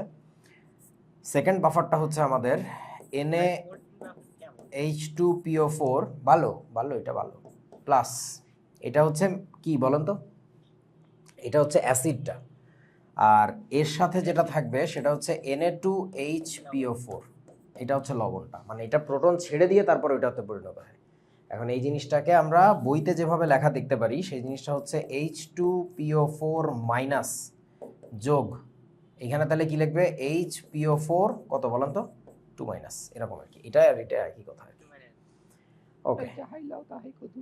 হ্যাঁ তাহলে বলো মানব রক্তে কোন বাফার দ্রবণ বিদ্যমান? অ্যামোনিয়াম ক্লোরাইড, অ্যামোনিয়াম হাইড্রোক্সাইড নাই, ইথানোয়িক অ্যাসিড, সোডিয়াম ইথানয়েড নাই, এই যে বন্ধু, আবার এই যে বন্ধু, এই দুইটার মধ্যে কোনটা আনসার দিব বলো? এটাও কিন্তু থাকে না, এটা থাকে না, বেসিক্যালি এটা থাকে না, 4 নম্বর 4 নাম্বারটা হচ্ছে কারেক্ট আনসার। এটা থাকে না কিন্তু, খেয়াল করে দেখ, ফসফরিক অ্যাসিড থাকে না, সোডিয়াম ফসফেট থাকে। আচ্ছা, মানবদেহে কোন বাফারটি পিএইচ কন্ট্রোল করে? কন্ট্রোল করে বলেন, ডেফিনেটলি আমাদের খ নাম্বার। আচ্ছা, জব 21 বলা, রক্তে, দেহের রক্তের পিএইচ অপরিবর্তিত রাখার জন্য যে বাফার সিস্টেম কাজ করে, কার্বনেট, বাইকার্বনেট, ফসফেট, কোনটা? 2 3 বাইকার্বনেটও কাজ করে, ফসফেটও কাজ করে, তাহলে হচ্ছে 2 আর 3। এই যে কোনটি বাফার দ্রবণ? দুধ, মধু, রক্ত, স্যালাইন? রক্ত। বব 23, এই প্রশ্নগুলো খুব ইম্পর্ট্যান্ট, ভয়াবহ ইম্পর্ট্যান্ট। এটা কেমনে করতে হবে বলেন তো? এই যে মোল নাম্বার বের করে করে করা লাগবে। হ্যাঁ চলো দেখো একটু টেকনিক খাটানো যায় কিনা। লিমিটিং ভাবতে হবে আর কি। দেখো এখানে সব জায়গাতে অ্যাসিডের মোল নাম্বার কি একই না? দেখতে পাচ্ছ 30 মিলিলিটার 0.1 m, এবং সবগুলো হচ্ছে কি বলে মনোপ্রোটিক। এইখানে 30 মিলিলিটার 0.1 m সোডিয়াম হাইড্রোক্সাইড, তার মানে এই দুইটা তো কাটাকাটি করে পুরো নাই হয়ে যাবে, তোরা বুঝিস নাই। এখানে কোনো অ্যাসিড বেশি থাকবে না, ক্ষারও বেশি থাকবে না। এইখানে অ্যাসিড বেশি, ক্ষার কম, 3 নাম্বার কারেক্ট আনসার হয়ে গেছে। তোরা কি বুঝছিস ব্যাপারটা? 0.1 আছে না, তাহলে আয়তন যার বেশি তার মোল নাম্বারও পাত্রে বেশি থাকবে। এটা আবার হয়েছে কি, নিচেরটায় হচ্ছে অ্যাসিডও বেশি, অ্যাসিড বেশি ক্ষার কম। ও এই জায়গায় আবার 0.2 আছে, তাহলে এই দুইটার গুণফল আর এটার গুণফল কিন্তু একই। আর ক নাম্বার কেন হবে না? ক নাম্বারে হচ্ছে তোমার সবল অ্যাসিড আছে, তাই হবে না। কারণটা বুঝছো তো? একটু ফাস্ট হিসাব করে ফেলতে হবে আর কি। বরিয়াল বোর্ড আবার বলছে কোনটা বাফার দ্রবণ? 30 millilitre 0.1 m ammonium hydroxide, 20 millilitre 0.2 m HCl। HCl দিয়ে কি বাফার হবে? হ্যাঁ হবে, কিন্তু এই দুইটার গুণফল তো 3-এর ধারে কাছে থাকে, ওইটা তো সাইডে যায়, তাহলে ক নাম্বার হবে না। খ নাম্বারে কি 40 আর 0.2 মানে গুণ করলে কত হয়? 8। এটা হচ্ছে তোমার 9 হবে, তাই না? না, ওটা বেশি থাকলে হবে না। আচ্ছা, এই দুইটার গুণফল সোডিয়াম হাইড্রোক্সাইড আর কার্বনিক অ্যাসিড, এইখানে থাকে 5 আর এইখানে থাকে 8। আবার এর কাহিনী আছে, কি চেক করব?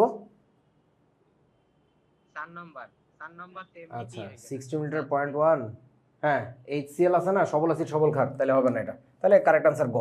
এখানে একটা ব্যাপার আছে কিন্তু, এই যে বিক্রিয়া কিন্তু 1:1 রেশিওতে রিঅ্যাকশন ঘটাইতে হবে।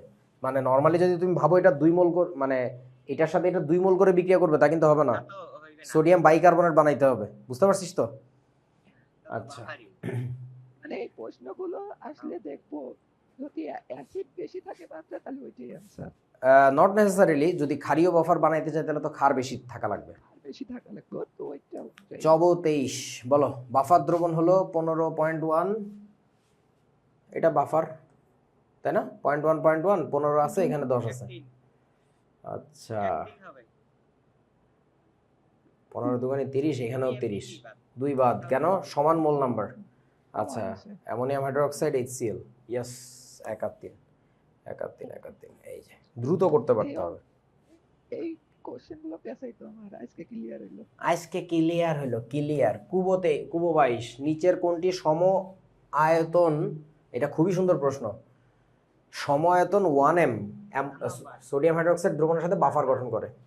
খেয়াল করো, এই 1 m সোডিয়াম হাইড্রোক্সাইডের যে আয়তনটা দিচ্ছে ওইটারও একই আয়তনই আছে, বুঝো নাই? এখন সমান আয়তন যদি হয় 1 m সোডিয়াম হাইড্রোক্সাইডের সাথে বিক্রিয়া করতে গেলে, মানে বাফার বানাইতে গেলে, ওইখানে কি লাগবে? আয়তনটা বেশি লাগবে না? সরি, মোলারিটি বেশি লাগবে না? মানে আয়তন তো সমান, তাহলে মোলারিটি বেশি লাগবে। এবার মোলারিটি বেশি হইতে গেলে 1 m এর সাথে এটার হবে না, এটারও হবে না, এই যে 4 নাম্বারটা। বুঝিয়াছো? আচ্ছা রাবো যাবো 22।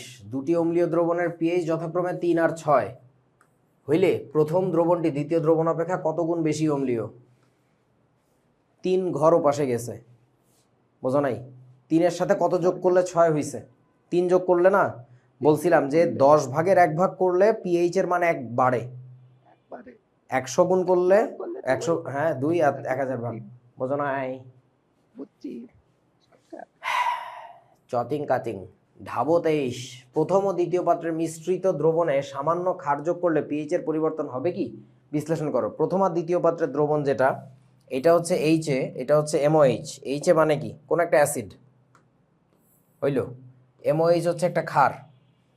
এখন তুমি কি বলছো আরো, এইচ এ একটা জৈব অ্যাসিড। জৈব অ্যাসিড মানে এটা দুর্বল, আবার তার কে এর মান দিয়ে দিছে, তার মানে ডেফিনেটলি কি এটা দুর্বল না? বোঝো না? এটা হচ্ছে একটা দুর্বল অ্যাসিড। এই বুঝতেছিস তো? কেউ বোঝে না? আচ্ছা, এবার বলছে এম এর পারমাণবিক সংখ্যা 19, তার মানে এম কেটা বলেন তো? এম হচ্ছে পটাশিয়াম, তার মানে হচ্ছে এটা কেওএইচ। এখন তুমি বিক্রিয়া লিখবা, বিক্রিয়া লিখে মোল নাম্বার বের করবা। এখানে হচ্ছে 6 দুগুণী 12, এখানে 4 দুগুণী 8, তার মানে ডেফিনেটলি কি এইচ এটা পাত্রের মধ্যে বেশি পড়ে থাকবে। যেহেতু এইচ এ বেশি, সে দুর্বল অ্যাসিড এবং তার একটা লবণ পাত্রে পড়ে থাকতেছে, তার মানে এটা একটা বাফার সিস্টেম হবে। আর ওই দ্রবণে সামান্য অ্যাসিড বা ক্ষার যোগ করলে পিএইচ এর মান পরিবর্তিত হবে না। বুঝতে পারছো কি আমার কথা? তুমি জাস্ট দেখাবা যে এটা একটা বাফার সিস্টেম তৈরি করে, বোঝা না? বুঝছস? বুঝছি। হ্যাঁ, করবা। তারপরে চলো, 2 ও 3 নং পাত্রের মিশ্রিত দ্রবণে সামান্য পরিমাণ 1 নং পাত্রের দ্রবণ যোগ করলে, 2 আর 3 এর মিশ্রিত দ্রবণে, আল্লাহ, 2 আর 3 এর মিশ্রিত দ্রবণে 1 নং পাত্রের দ্রবণ যোগ করলে পিএইচ এর মান পরিবর্তন হবে কিনা বিশ্লেষণ করো। তুমি 2 আর 3 মিশায় দেখবা বাফার হয় কিনা। বাফার হয় কিনা বলেন তো? 4-32, 6-36। হবে না মনে হয়। এটা বাফার হবে না, এইখানে ক্ষার বেশি থাকে। আমার কথা কি বুঝছিস? যেহেতু বেশি হয়ে যায়। হ্যাঁ, যেহেতু ক্ষার বেশি থাকে, যেহেতু বাফার সিস্টেম প্রডিউস হচ্ছে না, তার মানে এই বস্তু যোগ করলে পিএইচ এর মান চেঞ্জ হবে। বোঝে না রে এরা? আবির, জি ভাইয়া। পারবি তো নাকি করে দিব? এগুলো টেস্ট পেপারে করা আছে, এই জন্য আমি করতেছি না, তোমাদের জাস্ট কনসেপ্ট বুঝাই দিচ্ছি আর কি। ওকে, এবার আসো বাফার ক্ষমতা কাকে বলে। বাফার ক্ষমতা মানে সে তার পিএইচটাকে ধরে রাখার যে ক্ষমতা। সো পিএইচ চেঞ্জ করতে গেলে আমার কি করা লাগবে? অ্যাসিড বা ক্ষার যোগ করা লাগবে। সো নিয়মটা কি? 1 লিটারের দ্রবণে যে পরিমাণ অ্যাসিড বা ক্ষার যোগ করা লাগে, যত মোল অ্যাসিড বা ক্ষার যোগ করা লাগে, আর নিচে বসাইতে হয় পিএইচ এর পরিবর্তন। তার মানে সংজ্ঞাটা হচ্ছে এরকম: একক পিএইচ এর পরিবর্তনের জন্য প্রতি লিটার বাফার দ্রবণে যত মোল অ্যাসিড বা ক্ষার যোগ করা লাগে। বোঝা না? তবে এই সংজ্ঞাটা ভুল, যদিও বইতে এটা লেখাতে আমিও লিখছি আর কি। আচ্ছা, এখানে আসলে ভুলটা কোথায় তাও একটু বলে দেই। এখানে আসলে যেটা হবে, এটা দিয়ে কেমন? হ্যাঁ, বিটা দিয়ে কি? বিটা দিয়ে বোঝায় বাফার ক্যাপাসিটি আর কি। সামনে জানো বের করে বাফার। তো দাদার মাথা দেখ, 1 লিটার দ্রবণে যোগকৃত, এটা হবে হচ্ছে মনোপ্রোটিক। এই কথাটা বইতে বলে না, এটা হবে মনোপ্রোটিক অ্যাসিড বা ক্ষার যত মোল দেওয়া লাগে। একটা জিনিস ভেবে দেখো, আমি একক পরিমাণ পিএইচ চেঞ্জ করতে গেলে সালফিউরিক অ্যাসিডের দেখা গেল 3 মোল দেওয়া লাগতেছে, কথার কথা আর কি। তাহলে আমি যদি এখানে HCl দিয়ে কাজ করতে চাইতাম, ওই একই পরিমাণে পিএইচ এর চেঞ্জ করার জন্য আমার কত দেওয়া লাগতো জানো? 6 মোল। বোঝো নাই? এটা ঠিক বল। বুঝছি। দ্যাটস ওয়াই তোমাকে উল্লেখ করা উচিত যে মানে কত প্রোটিক অ্যাসিড বা ক্ষার নিয়ে কাজ করতে হবে। এখানে হচ্ছে মনোপ্রোটিক নিয়ে, ডেফিনেশনটা হচ্ছে মনোপ্রোটিকের, বইতে লেখা থাকে না, তাই বলে দিলাম আর কি। ওকে, তার এই বাফার ক্ষমতা কাকে বলে, এটা কিন্তু 1 নম্বরের প্রশ্ন অনেকবার আসছে পরীক্ষায়। আচ্ছা, এবার আসো আমরা সবচেয়ে বেস্ট বাফারটা বানাবো। সবচেয়ে বেস্ট বাফার বানানো মানে কি? এমন একটা বাফার দ্রবণ বানাবো যে বাফারের পিএইচ সহজে চেঞ্জ হবে না। তো ওইটার জন্য কি করা লাগবে? এখানে একটা জিনিস খেয়াল করো, পিএইচ এর মানটা তোমার কি কত রাখা লাগবে বলো তো? মানে ভালো বাফার হবে কি করলে? পিএইচ এর মান, পিএইচ এর মান পিকে সমান। তোমার দাদার মাথার সমান বলা উচিত। এখানে পিএইচ এর মান যদি আমি কনস্ট্যান্ট রাখতে পারি, তাহলেই বেস্ট বাফারটা হবে। বোঝো নাই? বুঝছি। এখন এই পিএইচ এর মানটা কনস্ট্যান্ট রাখার জন্য তোমার একটু ভাবতে হবে পিএইচ এর ইকুয়েশনের মধ্যে কি কি আছে। পিএইচ এর ইকুয়েশনের মধ্যে আছে একটা কনস্ট্যান্ট, এই বস্তুটাকে নিজে একটা কনস্ট্যান্ট না, হ্যাঁ এই বস্তু নিজে একটা কনস্ট্যান্ট, আর সাথে এইটুকু পার্ট হচ্ছে ভেরিয়েবল, এই অংশটুকু হচ্ছে চেঞ্জ হয়। এখন এইটা যেহেতু ভেরিয়েবল, এই ভেরিয়েবলটাকে যদি গায়েব করে দেওয়া যায় তাইলেই তো খেলা হয়ে গেল, তাইলে পিএইচ এর মানটা কনস্ট্যান্ট থাকবে। অথবা সল্ট ইজ এখন এইটুকুরে জিরো করতে গেলে অল্প একটু অ্যাড করলেও ভাত খাওয়া যায়। তাইলে আমরা কি করব বলেন তো, অতএব লিখবো হচ্ছে লগ অফ সল্টের ঘনমাত্রা বাই অ্যাসিডের যে ঘনমাত্রা, এটার মানটা হইতে হবে হচ্ছে 0, তাহলে পিএইচ হয়ে যাবে একটা কনস্ট্যান্টের সমান, কোন একটা কনস্ট্যান্ট ভ্যালু যে জায়গায় আছে ওই জায়গায় স্টাক হবে, মানে লেগে থাকবে। এখন বলেন লগ কতর মান 0, 1 এর মান 0, তার মানে আমি বলতে পারি না যে এই রেশিওটার মান আসবে হচ্ছে আমাদের, হ্যাঁ এই পিয়াল কি বললি, অনে জিরো হয় এটা বলে। হ্যাঁ আচ্ছা, তাইলে এর পরের লাইনে আমরা কি বলতে পারবো বলেন, তার মানে বলতে পারবো হচ্ছে অতএব যখন ওই সিস্টেমের সল্টের ঘনমাত্রা কার সমান হবে, অ্যাসিডের অ্যাসিডের ঘনমাত্রার সমান হবে, ওইটাকে আমরা বলবো খুব ভালো বাফার। বোঝা না, ক্যালকুলেশনটা কি বুঝিছো? বইতে সোজা সাপটা লিখে দেয় যে পিএইচ এর মান যখন পিকে এর সমান হবে, আসলে পিএইচ এর মান কেন পিকে এর সমান হবে, because pH needs to be constant and it equals some constant plus some variable. So variable পার্টটাকে যদি আমি 0 করে দিতে পারি তাইলে তো হয়ে গেল খেলা। এই তো এখানেও একই কাহিনী আসবে। এখানে কি আসবে বলেন তো, বেস্ট বাফার হওয়ার জন্য সল্টের ঘনমাত্রা ইকুয়াল টু বেজ, এই তো হয়ে গেল। এইবার আসো, খেয়াল করে দেখা গেছে যেটা, সেটা হচ্ছে যে এই রেশিওটা সবসময় যে 1 হবে তা তো না, 1 হইলে ভালো হয়, 1 যে হবে তা তো না। খেয়াল করে দেখা গেছে যে ওই রেশিওটার ভ্যালু যদি 0.1 থেকে 10-এর মধ্যে থাকে তাইলে বাফারিং কাজ করে। যদি এর বেশি এবড়ো থেবড়ো অবস্থা হয়ে যায়, অর্থাৎ 10 গুণ বা 10 ভাগের 1 ভাগ যদি হয় তাইলে চলে, তার চেয়ে বেশি এপাশে ওপাশে যদি যায় তাহলে আর বাফারিং কাজ করে না। বোঝা নাই? এবং এই 10-এর হিসাব কেন সেটাও তোমাদের বোঝার কথা, যেহেতু আমরা লগের ক্যালকুলেশন করতেছি। কিছু মনে হয় বোঝা নাই কাহিনীটা কোথায় হইছে। আচ্ছা, তো এখানে কি জানি একটা বলছে, তোমরা একটু দেখো, ঠিক আছে? ওই আমি যে কথাগুলো বলছি ওখানে বাংলায় বলছি আর কি। এই যে বলছে যে পিএইচ ইকুয়াল টু পিকে হইলে তখনই হচ্ছে বেস্ট বাফার হবে। এই কর কর কর কর কার মাইকে করে একটু খেয়াল করতে বাবা।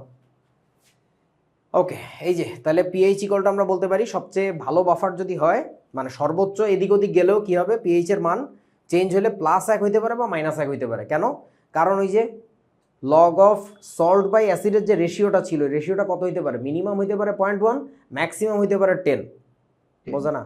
0.1 হইলে ওই যে -1 আসবে, আর 10 হইলে +1 আসবে। That's the maximum that can be shifted.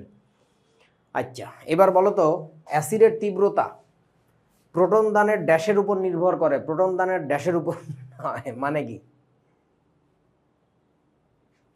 বলেন? বোঝো নাই কথাটা? কোনো একটা অ্যাসিড বেশি সবল হবে কি করলে, তার প্রোটন দানের কিসের উপরে, সংখ্যার উপরে নাকি কার উপরে নির্ভর করে? না প্রবণতার উপরে। না প্রোটন দানের প্রোটন দানের প্রবণতার উপর, কত দ্রুত সে প্রোটনটা ছেড়ে দেয়, প্রবণতা এর উপর। আর এইখানে আমাদের কি ভাবতে হবে, প্রোটন দানের সংখ্যার উপরে নয়। একটা জিনিস, এ বাবু কে কে কার মাইকে কড়াত কড়াত শব্দ করতেছে আমাকে একটু বলো না, মাইকটা ধরে কি মোছড়াও, কে এটা বলবা তো। আচ্ছা এখন শোনেন, যদি সংখ্যার উপরে নির্ভর করতো তাহলে H3PO4 দুনিয়ার সবচেয়ে সবল অ্যাসিড হইতো, তা কিন্তু না। ইনি বরং সবচেয়ে গান্ডু অ্যাসিডের একটা। সবচেয়ে সবল অ্যাসিড যারা আছে, সবচেয়ে সবল মানে অনেক সবল অ্যাসিড যারা আছে, তাদের মধ্যে একটা এক্সাম্পল হচ্ছে কি HClO4। এই প্রোটন ছাড়ে কয়টা? মাত্র 1 piece. So number doesn't matter, the tendency to leave that proton, to liberate that proton matters. ঠিক আছে, যে কত দ্রুত সে প্রোটনটা ছেড়ে দিতে পারে। তুমি 10টা অঙ্ক করতে পারো কিন্তু 3 দিন লাগাও, আর একজন 10টা অঙ্ক না, ও 2টা অঙ্ক পারে, প্রচণ্ড দ্রুত পারে নির্ভুলতার সাথে, দ্যাট ম্যাটার্স। ঠিক আছে, স্পিড বাড়াইতে হবে। আচ্ছা, সো এবার আসো অক্সি অ্যাসিড যারা, অজৈব অক্সি অ্যাসিড, তাদের সবলতার কাহিনী আমরা বলি। প্রথম কাহিনী হচ্ছে কেন্দ্রীয় পরমাণুর আকার যত ছোট হবে তত ওই অ্যাসিডটা সবল হবে। আর অক্সি অ্যাসিডের গঠন কেমন হয়? বলেন তো অক্সি অ্যাসিডের গঠন কেমন হয়? অক্সি অ্যাসিডগুলোর গঠন সবসময় এরকম হয়, এইচ এ ও এরকম, তাই না? হ্যাঁ।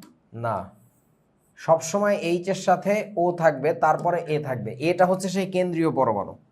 মানে যেমন ধরো সালফিউরিক অ্যাসিডের কথা যদি বলি, H2SO4, এটার গাঠনিক সংকেত দেখলে দেখা যায় এইচ বন্ড ও, তারপরে এস, তারপরে ও, তারপরে এইচ, ডাবল বন্ড ও, ডাবল বন্ড ও। তার মানে খেয়াল করো, hydrogen doesn't gate connected to the central atom directly, সরাসরি কানেক্টেড থাকে না, ইট কানেক্টস ভায়া অক্সিজেন, অক্সিজেনের হাত ঘুরে তারপরে সে কানেক্ট হয়। ঠিক আছে? সো তাহলে গাঠনিক সংকেতটা এরকম আঁকা উচিত। এখন ভাবো তো, কেন্দ্রীয় যে পরমাণুটা ছিল আমাদের এ তো সেন্ট্রাল অ্যাটম নাকি? সেই কেন্দ্রীয় পরমাণুর জারণ সংখ্যা যত বেশি হবে, ধরো এটা হচ্ছে +5, কথার কথা আর কি, আর এরকম আর একটা অ্যাসিড কল্পনা করো, সেইখানে এই এটা হইতেছে, কথার কথা ও থাকুক, এইখানে হচ্ছে +7, তাহলে কে বেশি সফল হবে বলেন তো? এই প্রথমটা নাকি দ্বিতীয়টা, বলো? 2 নাম্বারটা। কারণটা হচ্ছে 2 নাম্বারটায় এইখানে ইলেকট্রনের অভাব বেশি, এর ইলেকট্রনের অভাব বেশি, +7 যেহেতু, তাহলে ও এদিকে ইলেকট্রন টানতেছে অনেক বেশি। এ যত বেশি টানবে, অক্সিজেনের অভাব তত বেশি পড়বে, তাহলে অক্সিজেন করবে কি, এই হাইড্রোজেনের কাছ থেকে ইলেকট্রন টানবে তত বেশি। আমার কথা বুঝো নাই? হাইড্রোজেনের ইলেকট্রন টান দেওয়ার মানে হাইড্রোজেন H+ আকারে বেরোয় চলে যাবে বন্ধন ভেঙে।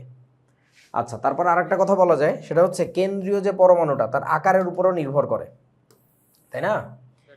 কেন্দ্রীয় পরমাণুর আকার, অর্থাৎ ওই এর আকারটা যত ছোট হবে তত সবল অ্যাসিড হবে, নাকি বড় হইলে সবল অ্যাসিড হবে বলেন? ছোট হইলে সবলে সাইজ যত ছোট হবে, কারণ এই পরমাণুটার আকার যত ছোট হবে ওর ইলেকট্রন টানার ক্ষমতা বেশি হবে, তড়িৎচঞ্চকতা বেশি হবে। হ্যাঁ। ও যদি ইলেকট্রন বেশি টানে তাহলে অক্সিজেনের ঘাটতি পড়বে বেশি, আর অক্সিজেনের ঘাটতি বেশি পড়ার মানে হাইড্রোজেনের কাছ থেকে টেনে হিস্ট্রি নিয়ে আসা, অর্থাৎ হাইড্রোজেনটা সহজেই প্রোটন আকারে বের হয়ে যাবে। এই দুইটা মেইন কনসেপ্ট যেটা লজিক্যালি বের করা যায়। 3 নাম্বার কনসেপ্টটা হচ্ছে তোমার, যে অ্যাসিডের কে এর মান যত বেশি সেই অ্যাসিড তত সবল, বাট কে তো এক্সপেরিমেন্টাল একটা ব্যাপার, মুখস্থ রাখতে হবে। 4 নাম্বার কথা হচ্ছে, এটা এখন যেটা বলতেছি এটা আমাদের সময়কার ইউসুফ স্যার, আমাদের কলেজের স্যারের নোটে পাইছিলাম, নট দ্যাট যেটা কোনো বইতে পাইছি, ইনফ্যাক্ট এটা আমি কোথাও পাইনি, পরবর্তীতে গুগল সার্চ করে পাওয়া যায় না, স্যারেরা কই পাইছে আমি জানি না, but it works all the time. So সেই কনসেপ্টটা হচ্ছে কি, হাইড্রোজেন আর অক্সিজেন পরমাণু সংখ্যার যে ডিফারেন্স, পার্থক্য, সেই পার্থক্য যত বেশি হয় ওই অ্যাসিড তত সবল হয়। যেমন ধরো H2SO4, এখানে হাইড্রোজেন আর অক্সিজেন পরমাণু সংখ্যার ডিফারেন্স কত? এখানে 2। যদি আমি বলি কেন্দ্রীয় পরমাণুর সাথে অক্সিজেন থাকে, তাই কেন্দ্রীয় পরমাণু থেকে ইলেকট্রন টানে বেশি। তোমার দাদার মাথা, পাশের হ্যাঁ ওইটাই হ্যাঁ টানে বেশি। হ্যাঁ, তোমার দাদার মাথা, গরু কোথাকার। এই যে দেখো, এখানে ডিফারেন্স হচ্ছে 1, তার মানে কোনটা সবল অ্যাসিড হবে, H2SO4 নাকি H2SO3, কোনটা? H2SO4। প্রথমটা। এই তো হয়ে গেল, এখানে লেখা আছে ওই আবল তাবল কথাবার্তা, 4টা পয়েন্ট দেখে নিও আর কি। এই কেন্দ্রীয় পরমাণুর আকার যত ছোট হয় অ্যাসিড তত সবল হয়, কেন্দ্রীয় পরমাণুর জারণ সংখ্যা যত বেশি অ্যাসিড তত সবল হয়, অ্যাসিডের অণুতে হাইড্রোজেন আর অক্সিজেন পরমাণুর সংখ্যার ডিফারেন্স যত বেশি অ্যাসিড তত সবল হয়, আর যে অ্যাসিডের বিয়োজন ধ্রুবকের মান যত বেশি সে অ্যাসিড তত সবল। দ্যাটস ইট, হয়ে গেল। খ নাম্বারে আসে এই কনসেপ্ট। এইবার আসো হাইড্রো অ্যাসিডের তীব্রতার কারণটা বলি। হাইড্রো অ্যাসিডের তীব্রতার কারণটা খুবই উইয়ার্ড।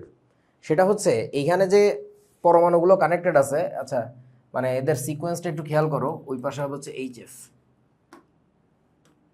ওকে, সো আমরা যদি হ্যালোজেনদের কথা বলি, এটা হচ্ছে ফ্লোরিন, তার নিচে হচ্ছে ক্লোরিন, তার নিচে হচ্ছে ব্রোমিন, তার নিচে হচ্ছে আয়োডিন।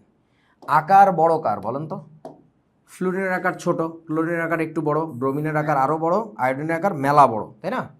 এখন এদের সাথে যখন আমরা হাইড্রোজেন কানেক্ট করি তখন হয় কি, অ্যাসিমেট্রিক শেপের কারণে, অর্থাৎ একটা বড় জিনিসের সাথে মাত্র পিচ্ছে একটা হাইড্রোজেন লাগানো, এই অ্যাসিমেট্রিক শেপের কারণে এইটার ভাঙনটা ফাস্টার হয় এইচআই-এর, বুঝতে পারছিস? মানে হ্যাঁ, মানে তুই এভাবে চিন্তা কর যে ছোট ছোট দুইটা কোম্পানি জোড়া লাগাইলি, দুইজন গরিব ব্যবসায় পার্টনার হইছে, ওটা ভাঙবে না, দুইজনই গরিব।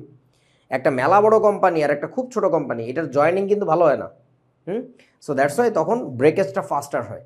ওই ব্রেকিংটা যদি ফাস্টার হয় তার মানে ওখান থেকে প্রোটনটা তাড়াতাড়ি বেরোবে। সো এখানে সবলতার ক্রমটা হচ্ছে HI বেশি সবল, তারপরে HB, আর তারপরে HCl, তারপরে হচ্ছে HF।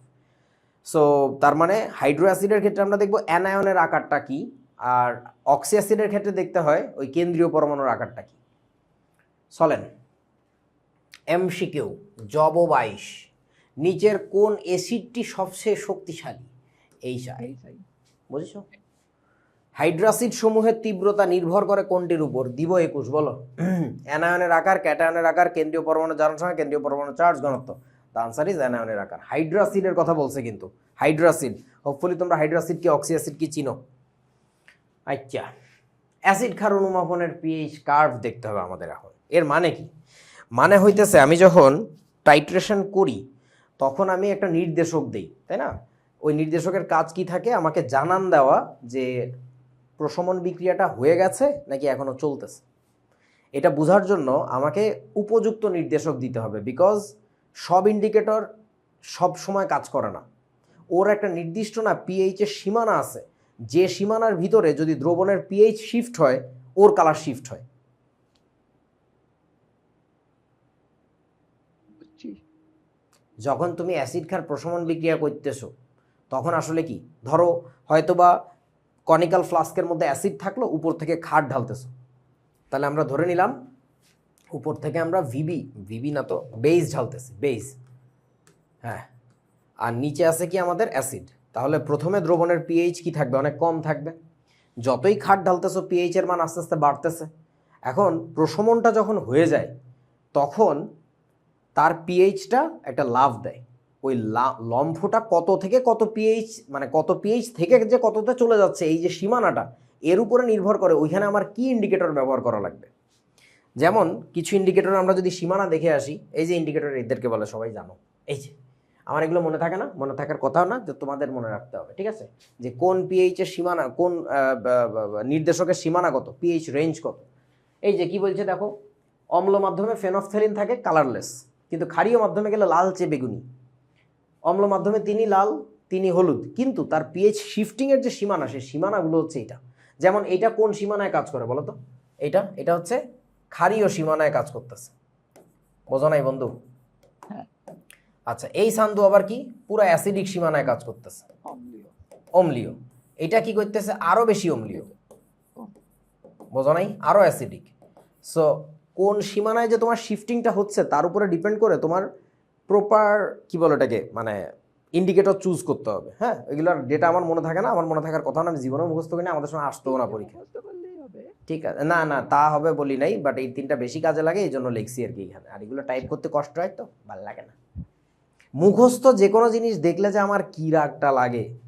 আমি যদি কোনোদিন আল্লাহ ক্ষমতা দেয় বাংলাদেশের শিক্ষা ব্যবস্থা যদি কোনো হনু হইতে পারি, তুই দেখবি ইংরেজরা এসে আমার সিস্টেম কপি করবে, বলবে আরে বাপ রে বাপ কি জিনিস একটা বানাইছে, মানে মুখস্থর মও লাগবে না এই জায়গায়, কিচ্ছু না, তোরে বই ধরে খুলে ছাড়িয়ে দিব। তো তুই কী নকল করবি কর তো বাবা, যা মন চায় তুই নকল কর, তুই স্যার মাস্টার নিয়ে বস, দেখি তুই আনসার দিতে পারিস কিনা। হাইয়েস্ট মার্ক পাবে হয়তো বা 100-র মধ্যে 30-40, ওইটাই জিনিস সারা বিশ্ব চিনবে যে আরে বাপরে বাপ, বাংলাদেশের সিলেবাসে 30-40 মানে ওই অক্সফোর্ডের সিলেবাসে বা কেমব্রিজের সিলেবাসে ও 90 পাইলে তার চেয়েও এটা বেশি জিনিয়াস। তখন বুঝবি যে দেশের একটা মান সম্মান থাকবে। গণহারে প্লাস সবাই আয়াম জিপিএ 5, ছাগল। আই এম জিপিএ 5 ঢাবির পরীক্ষা দিবেন যে হ্যাঁ। 95% ফেল। এই হচ্ছে অবস্থা।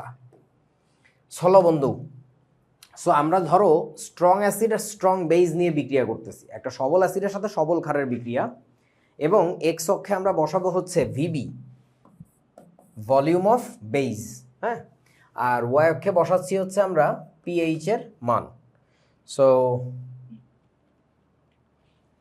ওকে, চলো এখন বলো তো বিক্রিয়ার শুরুতে আমার পিএইচটা কোথায় থাকবে, নিচে থাকবে নাকি উপরে থাকবে? এটা হচ্ছে পিএইচ 7-এর জায়গা, বলেন।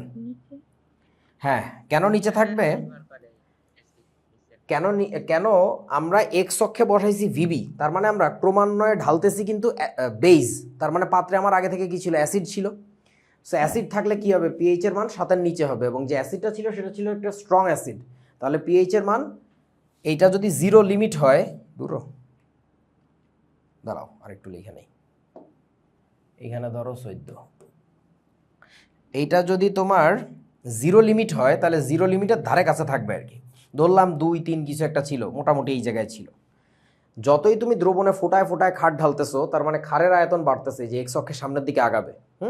এখন যতই সামনের দিকে আগাবো আমাকে একটু বলেন, সে কি দ্রবণের পিএইচ এর মান খুব দ্রুত রাইজ করাবে, বাড়ায় ফেলবে, নাকি স্লো রাইজ করাবে? কোনটা? Which one? নো, কেন স্লো? আস্তে ঢাললে স্লো। আস্তে আস্তে ঢাললে, জোরে জোরে ঢাললে বলে ব্যাপার না, মানে আমি ফোটায় ফোটায় ফেলতেছি, আস্তে আস্তে ওই ব্যাপারটা বুঝাই নেই, মানে টাইমের কোনো ফ্যাক্টর নাই এখানে। বলো। প্রথম দিকে আস্তে আস্তে হবে। আচ্ছা, আসলে ঘটনাটা হয় কি, ওই সিস্টেমে তো যেহেতু সবল অ্যাসিড আর সবল ক্ষার ছিল, একটু ভাবো, ধরো সোডিয়াম হাইড্রোক্সাইডের HCl এর প্রশমন হচ্ছিল। সো পাত্রে আমার ছিল কিন্তু সোডিয়াম, সরি HCl, মানে এই যে কনিক্যাল ফ্লাস্কে বা বিকারে।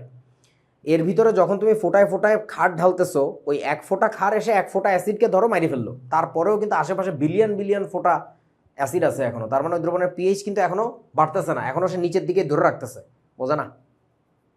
জি। তাহলে এর রাইজটা হবে খুবই স্লো, আস্তে আস্তে বাড়তে থাকবে। যখন একেবারে অ্যাসিড সব মরার কায়দা, অ্যাসিডের পাত্রে তেমন নাই, তখন ক্ষার যায় এবার, হ্যাঁ এইবার মাস্তানি করতে শুরু করতে পারবে। তোমরা কি বোঝো না আমার কথা? এই যে, তাহলে রাইজটা হবে খুবই স্লো। এরপরে যেটা হবে, এই বরাবর মোটামুটি আইসা, মানে যখন প্রশমনের শেষ পর্যায়ে চলে আসছে, তখন ঘ্যাচাং করে, যেহেতু ক্ষার এক ফোঁটার বেশি পড়লেও ওই পুরো সিস্টেম প্রচণ্ড ক্ষারীয় বানায় ফেলবে, কারণ সবল ক্ষার দিচ্ছিলা, ও করে কি ঘ্যাচাং করে পুরো জিনিসটাকে রাইজ করায় নিয়ে চলে যায় 14-র কাছাকাছি। বুঝেছো? মানে সামান্য একটু আয়তন বৃদ্ধির কারণে, মানে কোনো রকম আয়তন বাড়ছে কি বাড়ে নাই, ঘ্যাচাং করে দেখবা পিএইচটা উঠায় ফেলছে, উঠায় নিয়ে লাভ দিয়ে চলে যাবে কোথায়? ক্ষারের সীমানায়। এই যে, তাহলে এবার পিএইচ এর যে শিফটিংটা হয়েছে, that shifting is too large, মানে চেঞ্জটা না হঠাৎ করে অনেক বেশি বড় হয়ে যায়। এটা হয়তো অনেকে বোঝো নাই, কিন্তু এর পরেরটা থেকে দেখা শুরু করবা, বোঝা শুরু করবা। এখানে আমি একটু কপি পেস্ট করে দিই। এই যে, এখন আমরা আগের কাজই করতেছি, এক্স অক্ষে ভিবি, ওয়াই অক্ষে পিএইচ। এখন আসো স্ট্রং অ্যাসিডের সাথে দিছো উইক বেস, তাহলে যেহেতু পাত্রে আগে থেকে ছিল স্ট্রং অ্যাসিড, তাহলে তোমার পিএইচ এর কি হবে? রেঞ্জ নিচেই থাকবে। এখন বলো, যখন আমি উইক বেস ফোটায় ফোটায় ফেলতেছি, তখন আমার পিএইচ এর মান কি খুব দ্রুত বাড়বে নাকি আস্তে আস্তে বাড়বে? কোনটা? আস্তে বাড়বে বাবা। এইটার রাইজ আরো স্লো হবে, ভয়াবহ slow, almost parallel to x Axis, almost parallel to x Axis, কারণ ওরা উঠাইতে পারতেছে না, তো মারাত্মক সবল অ্যাসিড। আচ্ছা হইলো, প্রশমনের ধারে কাছে চলে গেল, যাওয়ার ওটাই আবার লাস্ট পর্যায়ে যখন উঠবে, উঠে কোনো রকমে সাতের একটু ওপরে যায়, এরপরেও যে রাইজ হবে খুবই স্লো রাইজ হবে, এই যে এরকম। তোমরা বোঝো নাই আমার কথা? বুঝছি। কারণ যে ক্ষার দিছে ও তো বেশি জাতের না, তো ও তো মানে মেলাখানিক আয়তন যোগ করলে হালকা একটু পিএইচ বাড়াইতে পারতেছে। আচ্ছা, এর পরেরটা দেখো, আরো ভালো বুঝবা। এইবার তুমি দিছো কি? Week acid strong base. তার মানে প্রথমে যে পিএইচটা ছিল সেটা ছিল সাতের ধারে কাছে, বেশি এটা নিচে না, দূর, এটা বোঝা না। বুঝছি। এর মধ্যে তুমি সবল ক্ষার যখন ঢালতেছো, এর পিএইচ কি খুব ফাস্ট রাইজ করাবে না? বুঝো নাই? হ্যাঁ, টাচ করে বেরিয়ে এর পিএইচ দেখবে ঘাচাং করে বাড়ানো শুরু করবে, বাড়াইতে বাড়াইতে নিয়ে সাতের ধারে কাছে নিয়ে না এক কান ধরে উঠায় নিয়ে চলে যাবে ওই জায়গায়, কারণ বেসটা খুবই স্ট্রং বেস ছিল। বুঝতে পারছিস? দেখ, ঠিক আগের গ্রাফের উল্টা, এ বেশি উঠাইতেই পারে নাই, আর এ আগে থেকে উঠা ছিল, ওটার আরো উঠাই দিছে আর কি। আচ্ছা, এবার চলো বন্ধু, দুই চান্দু নিচ্ছি আমরা, উইক অ্যাসিড আর উইক বেস। এইবার যেটা হবে সেটা কি বলতো? প্রথম থেকেই থাকবে ধারে কাছে, কাছাকাছি। সাতের কাছে থেকে এই মোটামুটি এইভাবে বাড়ছে, বাড়ার পরে এইখানে যে আবার ওর দম ফুরাই গেছে, এই যে এইরকম একটা ছাতু তৈরি করবে। এই এখন ঘটনা হইতেছে, তোমার কোনটার নির্দেশক বাছাই করা সবচেয়ে সহজ বলো তো? এই যে, স্ট্রং বেস। পিয়াল বলে দিছে স্ট্রং অ্যাসিড স্ট্রং বেস। কেন? কারণটা হচ্ছে এর পিএইচ এর লম্ফটা এত বড় একটা সীমানায় দেয়, সেটা তোমার ধরো ওই যে আগের বার দেখছিলাম আমরা, কে ফেনফথেলিন না কে জানি, হ্যাঁ ফেনফথেলিন যেমন ক্ষারীয় সীমানায় পিএইচ চেঞ্জ করে, মিথাইল রেড অ্যাসিডিক সীমানায় চেঞ্জ করে। অর্থাৎ কেউ হয়তো বা ধরে নিলাম এইটুকু জায়গার মধ্যে পিএইচ শিফট করে, কেউ হয়তো বা এই জায়গায় পিএইচ শিফট করে, কেউ হয়তো বা এই জায়গায় পিএইচ শিফট করে। তুই যেটারেই কাজে লাগাবি, ওর ভিতর দিয়ে খোঁচা খায় উঠতে গেলে ও বলবে যে বাবারা কি জানাটা হয়েছে, তখনই সে কালারটা শিফট করবে। বুঝছি। তাহলে তুমি যে কোনো নির্দেশক কাজে লাগাইতে পারো। এইবার আসো, আমরা ধরো এই নির্দেশক তিনটাকে নিয়ে গেলাম, কপি দাঁড়াও, phenolphthalein, methyl red, methyl orange. তার মানে এটাকে আমরা ধরে নিলাম হচ্ছে ফেনফথেলিন, এটা মিথাইল রেড, এটা হচ্ছে মিথাইল অরেঞ্জ। তাহলে আবার একটু কপি করে নেই, দাঁড়াও।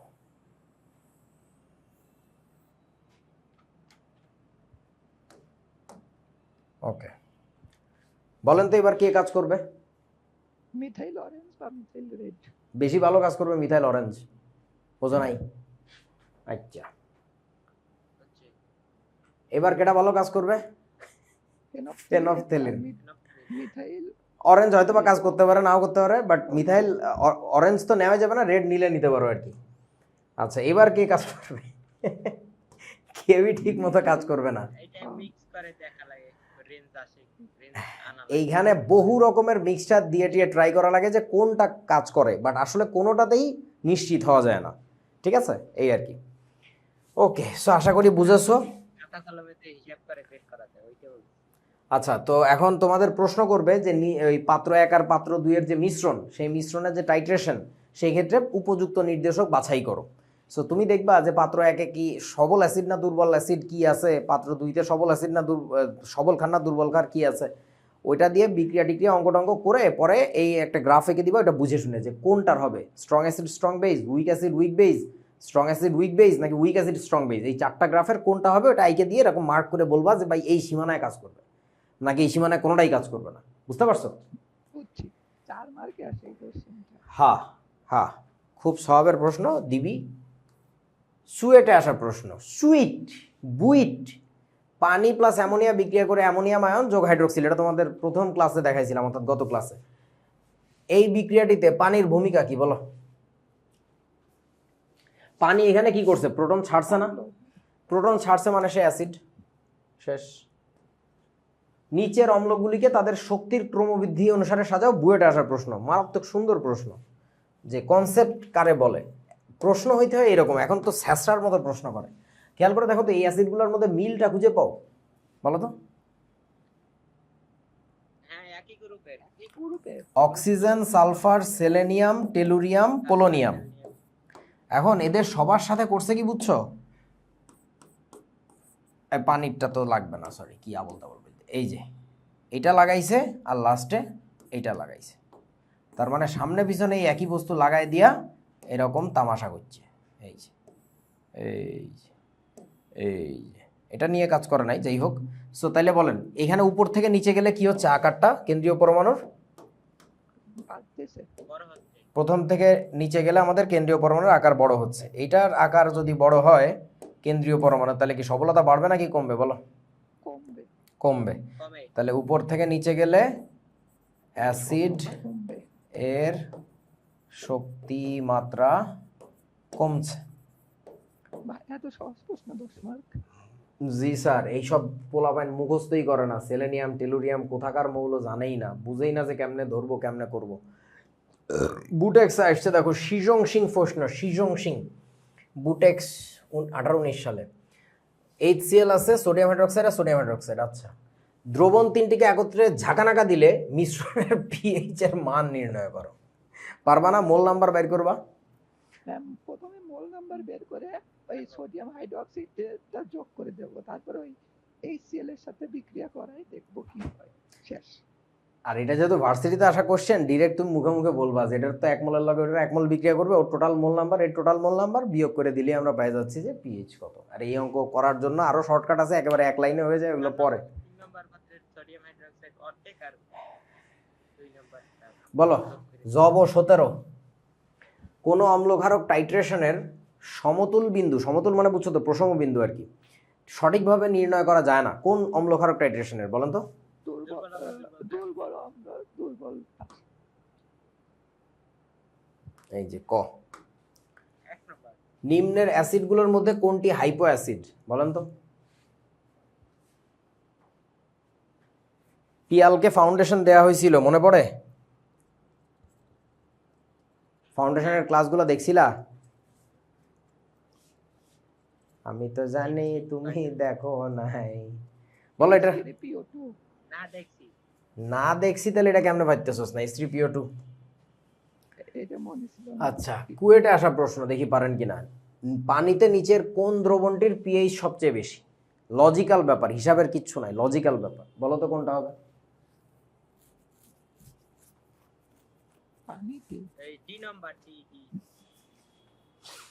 একটু ভেবে দেখো, ম্যাগনেসিয়াম সালফেট ফাউন্ডেশনের ক্লাস করলে বোঝার কথা, এটা একটা অম্লীয় লবণ।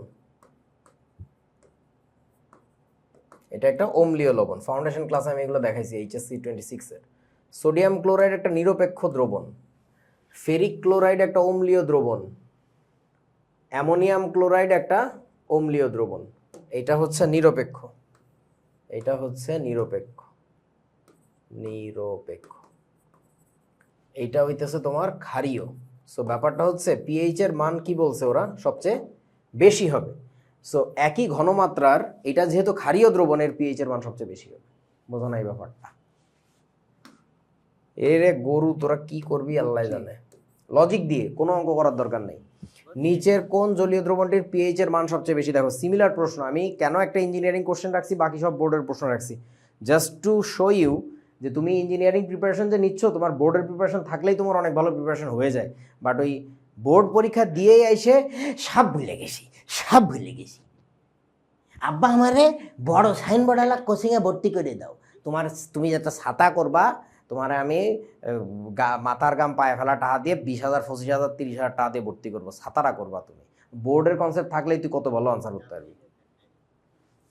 আচ্ছা বলো, কোন জলীয় দ্রবণটির পিএইচ এর মান সবচেয়ে বেশি? এটা HCl, এটা অ্যাসিড, না এটা ক্ষার। এই যে কোনটা হবে তাহলে? 3 হবে, ক্ষারেরটা। বোঝো নাই? বুঝছি। আচ্ছা, নিচের কোন যৌগের দ্রবণের পিএইচ গ্রেটার দ্যান 7? তার মানে ক্ষার হওয়া লাগবে।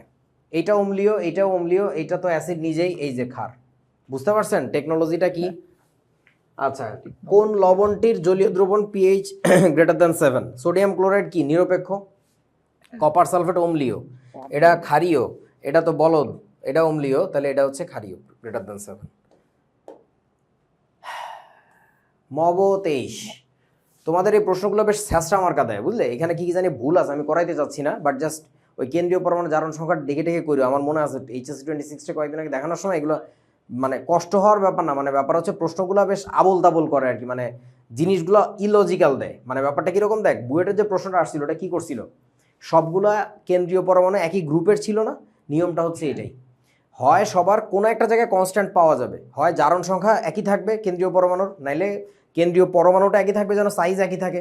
তাইলে একটা কনস্ট্যান্ট থাকলে আর একটা ইস্যু নিয়ে চিন্তা করে মানুষ, কিন্তু এদের প্রশ্নের কোনো বাপ মা ঠিক নাই। এই বোর্ডের যে ফালতু প্রশ্নগুলো করে, তোমার দাদার মাথা দিয়ে চিন্তা করতে হয়, বলদ। আসো মব 23, মাটির অম্লত্ব বৃদ্ধি পেলে পিএইচ নিয়ন্ত্রণ করার জন্য কোনটি যোগ করতে? আমার মনেও নাই কোনটা কেমন। যেমন ধরো অম্লত্ব যদি বেড়ে যায় তাহলে ক্ষার যোগ করা লাগবে না? হ্যাঁ, চুন, চুন চুন ক্ষারীয়। মাটির পিএইচ বৃদ্ধির জন্য ব্যবহৃত হয় কোনটা? ইউরিয়া, ডলোমাইট, ডিএপি, এই যে ডাইঅ্যামোনিয়াম ফসফেট বলে এটাকে, টিএসপি মানে ট্রিপল সুপার ফসফেটের প্রত্যেকটা সংকেত জেনে রেখে, সংকেতগুলো কিন্তু পরীক্ষা দেওয়া থাকবে না, আমি এই যে তোমাদের লিখে দিছি, কারণ এগুলো আমার নিজেরও মনে থাকে না, তো অনেক বছর এগুলো দেখি না, এগুলো ছোটোবেলায় মুখস্থ থাকতো আর কি, এখন তো কাজে লাগে না, মনেও থাকে না আর কি। সেই যে লিখে দিছি, একটু দেখে নিও যে কোনটার সংকেত কি। ওই অনুযায়ী মার্ক করবা, আর বইতে দেখবা এগুলো কি কি বুলশিট লিখছে। মাটির পিএইচ বেশি হলে ফসল ফলানোর জন্য নিচের কোনটি প্রয়োজন? পিএইচ বেশি মানে কি ক্ষারীয় হয়ে গেছে, তার মানে কি লাগবে আমাদের এখন? অম্লীয় জিনিস লাগবে। এখানে অম্লীয় কোনটা জানো? অম্লীয় হইতেছে জানি না, কইতে পারতেছি না, দেখো তোমরা, এগুলো ইচ্ছা করে না আমার করতে। কুবো 19, কোন অক্সাইডের জলীয় দ্রবণের পিএইচ এর মান 7 বেশি? বলেন। ক্ষারের অক্সাইড। হ্যাঁ, মানে ক্ষারীয় অক্সাইড এখানে সবচেয়ে কোনটা? Sodium oxide. নিচের কোন দ্রবণের পিএইচ গ্রেটার দ্যান 7? আবার ক্ষারীয় লাগবে, এটা অম্লীয় বলছিলাম, এটা নিরপেক্ষ, এটা অম্লীয়। এই যে দেখো একই প্রশ্ন, দেখছো একই ধরনের প্রশ্ন। নিচের কোন অক্সাইডের জলীয় দ্রবণের পিএইচ এর মান 7-এর চেয়ে বেশি? তার মানে ক্ষারীয় লাগবে। এটা তো অ্যাসিডিক, প্রচণ্ড অ্যাসিডিক, এটাও অ্যাসিডিক। বেরিলিয়াম ধাতু, বোরন হচ্ছে অপধাতু, তার মানে এটা বুঝেছো? ধাতুর অক্সাইড হচ্ছে ক্ষারীয়, অধাতুর অক্সাইড কি? অম্লধর্মী। অপধাতুর অক্সাইডও কিন্তু অম্লধর্মী আর কি। আচ্ছা, রাবো 23, সবচেয়ে শক্তিশালী অ্যাসিড নিচের কোনটি? আল্লাহ মাহবুদ জানে। HClO4। নিচের কোন অ্যাসিডটির তীব্রতা অধিক? এই যে HClO4, অশিক্ষিত মার্কা প্রশ্ন, একই প্রশ্ন প্রতি বছর আসে। নিচের কোনটি অধিক তীব্র অম্ল? ওই যে HClO4। হায় রে, দেশটা আমার মেধা যাচাই করতেছে। কোনটি শক্তিশালী অ্যাসিড? বলো। H2SO4 নাকি নাইট্রিক অ্যাসিড, কোনটা? এটাই ভাই সালফিউরিক অ্যাসিড, শিওর? জারণ সংখ্যা +6, তাই এইভাবে। সময় দেন, আচ্ছা, একটু সময় দেন। 1 মিনিট সময় দেব। আচ্ছা, দিলাম মিনিট না, দিলাম বরিয়েল্লারে টাইম দিলাম। এটা হলো 16, এই হলো হ্যাঁ ওইটাই হবে। কেমনে বুঝলা? ওই কারণ এই যে দেখো, সালফিউরিক অ্যাসিডের কে এর মান হচ্ছে 10⁻³ আর এটা হচ্ছে 2.4 10⁻1, মানে এটা হচ্ছে 240, বোঝো নাই? আর ওটা হচ্ছে 1000। সো নাইট্রিক অ্যাসিড হচ্ছে সালফিউরিক অ্যাসিড প্রায় 4 গুণ সবল। 240 মানে 250 ধর আর কি, আর ওটা হচ্ছে 1000, মানে 4 টাইমস স্ট্রঙ্গার। এখন এটার পিছনে কে জানে একটা যুক্তি দেখাইলো যে ভাই ওইখানে জারণ সংখ্যা +6 আছে, এটা কোনো ভালো যুক্তি না, কারণ ওইখানে আরও অনেক ইস্যু, সাইজ ম্যাটার্স। এই সালফার হচ্ছে নাইট্রোজেনের আকার অনেক ছোট, তাই না? সো ওই দিক দিয়ে চিন্তা করলে কিন্তু নাইট্রিক অ্যাসিড আবার সবল। বোঝে না আমার কথা? এদিক দিয়ে চিন্তা করতে গেছিলাম। আমি এই কারণেই বলছি তোমাদের এই প্রশ্নগুলো যথেষ্ট আবোল তাবোল করে আর কি। হ্যাঁ, বাবা কে বললি যে এটা সালফিউরিক অ্যাসিড হবে? কে জানি কনফিডেন্টলি প্রথমে বললো, আর কথা কয় না। আমি কে? প্রীতম। হ্যাঁ, তুই কি যুক্তিটা বুঝছিস ভাই? মানে লজিকটা ভুল ছিল যে +6 জারণ সংখ্যা আছে তাই এটাকে আমরা দাগাচ্ছি। তুই যদি জারণ সংখ্যার বিচারে ভাবিস তাহলে এটা সবল অ্যাসিড, কিন্তু যদি আবার আমি কেন্দ্রীয় পরমাণু আকারের হিসাবে ভাবি তাহলে তো আবার এটা সবল অ্যাসিড। সো ওই যুক্তি দিয়ে করা যাবে না, ওটা একটা অন্যায় যুক্তি। এই ক্ষেত্রে করতে হবে যেটা, সেটা হচ্ছে কে এর মান জানতে হবে। সো এটার কে এর মান হচ্ছে কত, আমি লিখে দেই। এটার কে এ দেখলাম আমরা 1000, আর এটার কে এ কত দেখছি, কত জানি 240। 2400। হ্যাঁ 2400। এই বলো 2.4 10⁻1 ছিল, 2400 হলে তো এটা বেশি সবল হইতো। এই ছানাটা, এই পিয়াল, বুঝিস নাই? আমার জীবনে আল্লাহ কিছু বান্দা দিছে, এরা আইসেই খালি আমার ফেরা দিতে। এই যে 26 ব্যাচে একটা আছে ইমন, উফ, আর এই যে তোকে পাইলাম পিয়াল, মানে তামাশা, এক একটা জোকস, একটা কমেডিয়ান। জীবনে কিছু করতে না পারলে কমেডি করবি, দেখবি খুব। কোনটির তীব্রতা বেশি বলো? SClO4 ছাগল মার্কা প্রশ্ন। এখানে কত কিছু এলোমেলো, তার মধ্যে মুখস্থ জানা লাগবে। সবচেয়ে দুর্বল অ্যাসিড কোনটি? এটা ভালো প্রশ্ন। সবচেয়ে দুর্বল কোনটা বলো? 3 নাম্বার PO4 না PO3? এটা PO4 হচ্ছে, PO3 আরো দুর্বল। সবচেয়ে দুর্বল অ্যাসিড কোনটি? এই যে H3PO3। আচ্ছা, কুবো 23, অ্যামোনিয়াম হাইড্রোক্সাইড আর ইথানোইক অ্যাসিড উৎপাদ প্লাস পানি। এই উৎপাদ কেডা বলো? এই উৎপাদের সংকেত কি? এটা লবণ হ্যাঁ, লবণের সংকেতটা কি বলবি তো? CH3COO NH4, তাই না? এখন বলেন এইটা কেমন লবণ হয়েছে? এটা কেমন লবণ? অম্লীয় লবণ না ক্ষারীয় লবণ? ফাউন্ডেশনের ক্লাস দেখতে বলছিলাম। হ্যাঁ, অম্লীয় লবণ নিরপেক্ষ। এটা নিরপেক্ষ। এটার অ্যাসিডও দুর্বল, ক্ষারও দুর্বল, কোনো দিকে যাবে না। না না না, উভধর্মী হবে না, বোঝো নাই বন্ধু? উভধর্মী জিনিস ওই যে অল্প কয়েকটা, অ্যালুমিনিয়াম অক্সাইড, জিঙ্ক অক্সাইড, এই টাইপের কয়েকটা অক্সাইড আছে হচ্ছে তোমার উভধর্মী আর কি। ভাই উভধর্মী লবণ আছে নাকি? উভধর্মী লবণ নাই ওইভাবে, ওই জন্যই তো বললাম আর কি, এটা হচ্ছে নিরপেক্ষ। এটা তো হয় না। এটা তো হয় না। বিশুদ্ধ পানিতে কয়েক ফোঁটা HCl যোগ করলে KW এর মান কত হবে? খুবই সুন্দর প্রশ্ন, খুবই সুন্দর, আমার খুবই পছন্দের প্রশ্ন এটা। বলো তো কি হবে? কেন অ্যাসিড যোগ করলে কত কমে আসে না মান নাকি? পজিটিভিতে 10⁻⁴ থাকবে, H+ আর OH- এর ঘনমাত্রা সবসময়। তোমার দাদার মাথা। KW এর মান, KW এর মান সারা জীবনই কনস্ট্যান্ট যদি টেম্পারেচার একই থাকে, বুঝো না? এখানে তো টেম্পারেচার নাড়াচাড়া করে নাই, অ্যাসিড দিছে। অনেকে মনে করে যেটা, যে অ্যাসিড দিলে পিএইচ এর মান কমে তাহলে KW ও কমে। আরে না রে বাবা, KW কনস্ট্যান্ট রাখার জন্যই পিএইচটা কমে, বুঝিস নাই? আচ্ছা, হ্যাঁ, মব 23, 80 মিলিলিটার এতএম অ্যামোনিয়াম হাইড্রোক্সাইড দ্রবণে 40 মিলিলিটার এতএম HCl দ্রবণ যোগ করা হলো, উদ্দীপক মিশ্রণে কোনটি অতিরিক্ত থাকবে? সিম্পল অ্যাসিড ক্ষার বিক্রিয়া, মোল নাম্বার বের করে পারবা না? হ্যাঁ। আচ্ছা, এবং এখানে খেয়াল করো মিলিমোল বলছে, কিন্তু মিলিমোল মানে কিন্তু 10 টু দি পাওয়ার কত -3 দিয়ে গুণ করে দেখতে হবে আর কি। আচ্ছা, উদ্দীপকের মিশ্রণের পিএইচ হ্রাস করতে হলে কোনটি যোগ করতে হবে বলেন তো? পিএইচ হ্রাস করতে গেলে তোমার কি অ্যাসিড যোগ করা লাগবে না? ওই দুইটার মিশ্রণ যাই হোক না কেন, ওই দ্রবণের পিএইচ কমাইতে গেলে তোমার আলটিমেটলি অ্যাসিড যোগ করা লাগবে। ওই দুইটার মিশ্রণ হবে ক্ষারীয়। হ্যাঁ, না না, এটা বুঝতেছিস না। ওই দুইটার মিশ্রণ জাহান নাম হোক, বাফার দ্রবণ হোক, ডাজেন্ট ম্যাটার, পিএইচ কমাইতে গেলে মানেই হচ্ছে আমার অ্যাসিড যোগ করা লাগবে, বুঝো না? হ্যাঁ বুঝছি। এইটা তো ক্ষার, এ তো লবণ, ও তো ক্ষার, তাই না? পিএইচ কি করতে হবে? হ্রাস করতে হবে, তাহলে এই যে অ্যাসিড যোগ করতে হবে। বুঝেছো? মানে তোমার বুঝারও দরকার নেই যে উপরেটা কি করা লাগবে, মানে উপরের মিশ্রণটা কি, বুঝতে পারছিস তো? হ্যাঁ বুঝছি। রাবো 21, নিচের কোন দ্রবণের পিএইচ এর মান সবচেয়ে বেশি? আল্লাহ, পিএইচ এর মান বেশি মানে ক্ষারের দ্রবণ লাগবে। কোনটা হবে বলেন?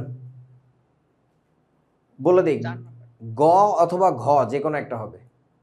কেন বলতেছি? এইটা হচ্ছে ক্ষার, ওইটাও ক্ষার, কিন্তু কাহিনী হচ্ছে এটা কিন্তু এই কথা শোন, এটা কিন্তু বাইপ্রোটিক ক্ষার। আবার এইটার ঘনমাত্রা কিন্তু অনেক কম। সো এবার আপনাদেরকে ক্যালকুলেশন করে একটু কষ্ট করে বের করা লাগবে, বোঝা নাই? বুঝছি। 3 নাম্বার। আচ্ছা, করে দেখিস বাবা। কেবি হবে 10 টু দি পাওয়ার -7। আরে বাবা, না না, এখন কেবি চিন্তা করা যাবে না, কেবি চিন্তা করা যাবে না। এখন তোমার যে কাজটা করতে হবে সেটা হচ্ছে যে 100% বিয়োজিত হয়ে ধরে নিয়ে কাজ করা লাগবে, কারণ এই অঙ্কে তো কেবি টেবি দেওয়া নাই, মুখস্থ কেবি বসানো যাবে না, বুঝেছো? মনে তো আছে। আরে না রে গাধা, পিওএস এর সূত্র দিয়ে ওই মোলারিটি দিয়ে আর পিএইচ বেশি দেখো হয় তো, কি। ঘনমাত্রা কম হইলে পিএইচ বেশি হয়। হ্যাঁ, ও হ্যাঁ হ্যাঁ হ্যাঁ, এই চিন্তাটা করা যাবে। পিয়ালের ওই আইডিয়াটা ভুল, এখানে মুখস্থ কেবি এর মান নিয়ে কাজ করা যাবে না। ওইটা বলতে পারো যে ঘনমাত্রা ক্ষারের দ্রবণের কম হওয়ার মানে হচ্ছে পিএইচ এর মান বেশি, বোঝা না? বুঝছি। আচ্ছা, এরপরে চলো, নিচের কোন দ্রবণের ক্ষেত্রে পিএইচ এর মান 3 নাম্বারই হবে, এমনিতেই 3 হবে। এই ফোলাটা খুবই বিরক্তিকর। আমার এমনিতে দেখা লাগবে না, তুই বুঝছস, তুই শান্ত হ। মোট কথা ক্যালকুলেশন একটু করে দেখিস আর কি। আচ্ছা, নিচের কোন দ্রবণের ক্ষেত্রে পিএইচ এর মান সর্বাধিক বলেন? ক্ষারের দ্রবণ, এখানে ক্ষার তো নাই, অ্যাসিড আছে, তাহলে হিসাব করে দেখবা কত আসে কোনটায়। এখন তুমি যদি ভাবো যে আমি তো কার্বনিক অ্যাসিডের, ঘ হবে ঘ ঘ। শোন বাবা, আমি তো কার্বনিক অ্যাসিডের, দুর্বল না। আরে শোন রে বাবা, তুমি যদি বলো যে আমি কার্বনিক অ্যাসিডের এখন কে মুখস্থ করে বসে আছি ওটার মান বসাবো, নো, এটা করার নিয়ম না। এখন তুমি ধরে নিবা শতভাগ বিয়োজিত হবে, বুঝেছো? কিন্তু এটা দুর্বল অ্যাসিড বলে এটা দাগাই দিয়ে চলে আসবে, এই যে, কারণ ঘনমাত্রা সবগুলোর একই ছিল, বুঝেছো? হ্যাঁ। আচ্ছা, কুবো, মৃদু তড়িৎ বিশ্লেষের বিয়োজন মাত্রা ও ঘনমাত্রার মধ্যে সম্পর্ক কি? বলো বলো তো, এটা কোন সূত্রের কথা বলছে? বিয়োজন মাত্রা মানে আলফা, আর হচ্ছে কি ঘনমাত্রার সম্পর্ক কি ছিল? 1/√c না?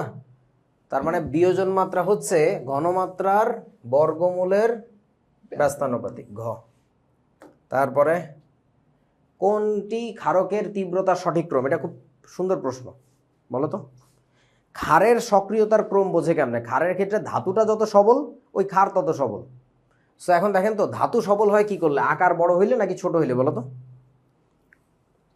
হেস হেস, এই বেটা, ধাতুরা কি বেটা না বেডি? তাই কো। এটা তা বেটারা ছোটখাটো হইলে সবল হয়, বেটারা কি নর্মালি বড় সড়ো হয় না? হেস, বোঝা না বলদের দল। এই কমন জিনিসগুলো তোরা পেঁচায় ফেলাস কেমন, এটাই বুঝি না আমি। তাইলে বলেন কোনটা সবচেয়ে সবল হবে?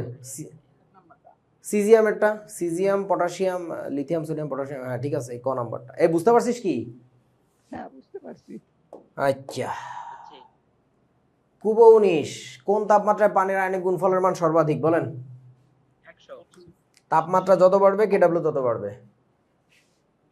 রাবো 15, মানুষের রক্তের পিএইচ 7.45 এর চেয়ে বেশি হয়ে গেলে সেটার নাম কি? অ্যালকাইলোসিস। নাকি অ্যাসিডোসিস?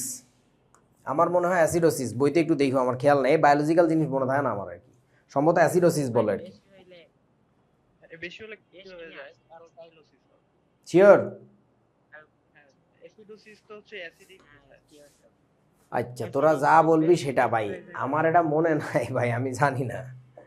আচ্ছা তারপরে এই দ্রবণ ও দ্রাব্যতা অংশে সবাইকে স্বাগত জানাইতেছি। 12টা 11 বাজে, ব্যাপার না, আজকে খুবই সামান্য একটা আলোচনা করব। দ্রাব্যতা কাকে বলে ভাই? কত বেশি দ্রবীভূত হবে সেটাই তো দ্রাব্যতা, তাই না?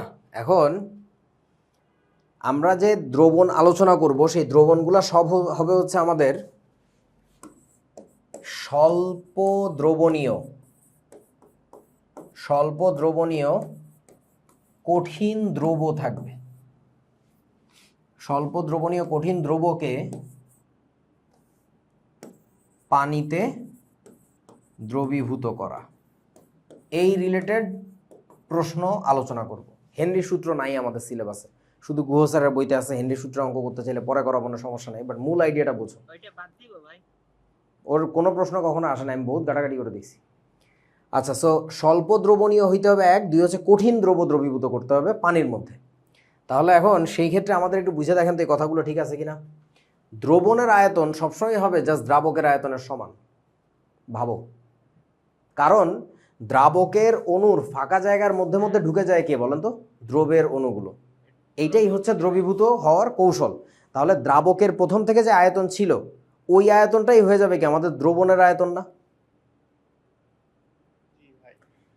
ভিএসএন মানে সলিউশনের ভলিউমটা হবে হচ্ছে ভিএসভি, অর্থাৎ সলভেন্টের ভলিউমের সমান। কিন্তু দ্রবণের ভর আর দ্রাবকের ভর কিন্তু সমান বলতে পারবা না, কারণ দ্রাবকের ভরের সাথে আরো অ্যাড হয়ে তারপরে দ্রবণের ভর তৈরি করছে। বুঝিয়াছো? হ্যাঁ বুঝছি। আচ্ছা, তবে এখানে একটা ডিসক্লেইমার দিয়ে রাখি, এটা কিন্তু তরল দ্রবণের জন্য নয়। তরল দ্রবণ যদি হয়, ওটা তোমাদের সিলেবাসে নাই, আমাদের সময় ছিল, তাও শুনে রাখো। ধরো তুমি পানির মধ্যে রুয়াফজা মিশাচ্ছ, পানির মধ্যে বেনজিন মিশাইতেছো, সয়াবিন তেলের লগে কেরাসিন তেল মিশাই বেচতেছো, তরলের সাথে তরল মিশাচ্ছ, তখন কিন্তু ভিএসএন ইকুয়াল টু ভিএসভি এটা মেলে না। তখন কিন্তু এদের মতো অবস্থা হবে, বোঝা না রে? দ্রবের আয়তন যোগ দ্রাবকের আয়তন দুইটা মিলে দ্রবণের আয়তন হবে।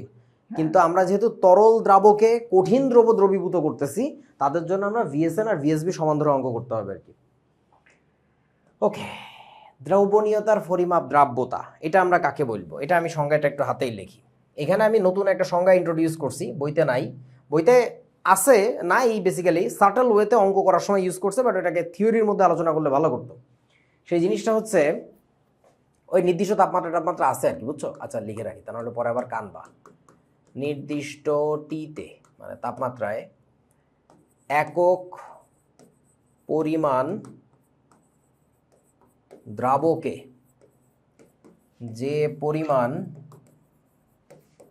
দ্রব সর্বোচ্চ দ্রবীভূত হয়, এটা কি বলতো? S max. সর্বোচ্চ দ্রাব্যতা বলি, বইতে বলে শুধু দ্রাব্যতা, আমি বলি এটা সর্বোচ্চ দ্রাব্যতা। আর যদি বলো একক পরিমাণ দ্রাবকে যে পরিমাণ দ্রব, এই যে চলো ডিফারেন্সটা কোথায় দেখো। একক পরিমাণ দ্রাবকে যে পরিমাণ দ্রব বর্তমানে দ্রবীভূত হয়ে আছে, মানে বর্তমানে আমি যে দ্রবণটা নিয়েছি সেটার মধ্যে আছে, এটাকে আমরা কি বলবো বলেন তো? এটাকে আমরা বলবো হচ্ছে এসআই।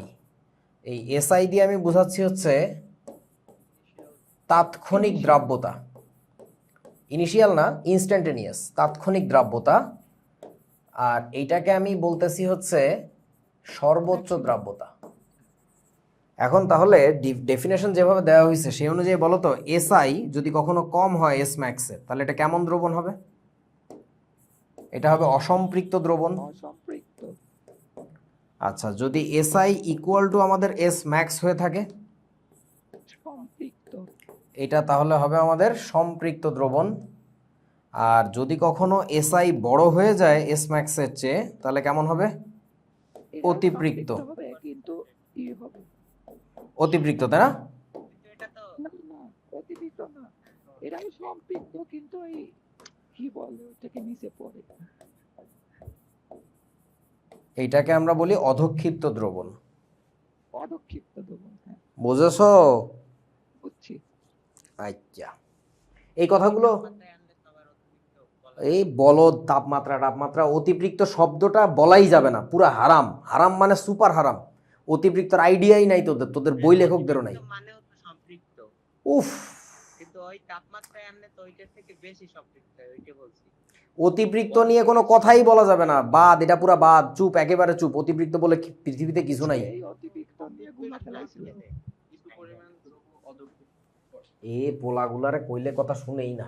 বললাম যে অতিরিক্ত কি, তোরে কেউ কিছু বললে আমি জানি না ভাই, অতিরিক্ত বলে দুনিয়া কিছু আছে কোনোদিন শুনিও নাই, শেষ, কোনো আলাপ নাই। আর যদি আলাপ পারতে চাস, আমার সলিউশন অ্যান্ড সলিবিলিটি এইচএসসি 26 এর নেওয়া যে প্রথম ক্লাসটা, ওই ক্লাস দেখবি, তারপরে কথা হবি। তখন তুই নিজেই বুঝবি যে এটা নিয়ে আমার কথা করই কথা না, এটা আমার সীমানার মধ্যেই পড়ে না। আচ্ছা, এই যে যা যা বলছি এখানে আছে আর কি। তাহলে উপরে থাকবে হচ্ছে দ্রব, নিচে থাকবে কি দ্রাবক, দ্যাটস ইউর সলিবিলিটি, ঠিক আছে? এই যে ওভারঅল দ্রাব্যতা বলতে এটাই বোঝায়, দ্রবের পরিমাণ বাই দ্রাবকের পরিমাণ। যদি তুমি এস ম্যাক্স বাইর করতে চাও, তাহলে কি সর্বোচ্চ যে পরিমাণ দ্রবীভূত করা যায় সেটা ডিভাইড বাই দ্রাবক, আর এস আই বাইর করতে গেলে ওই মুহূর্তে যেটা আছে সেটা বাই দ্রাবক। সহজ জিনিস।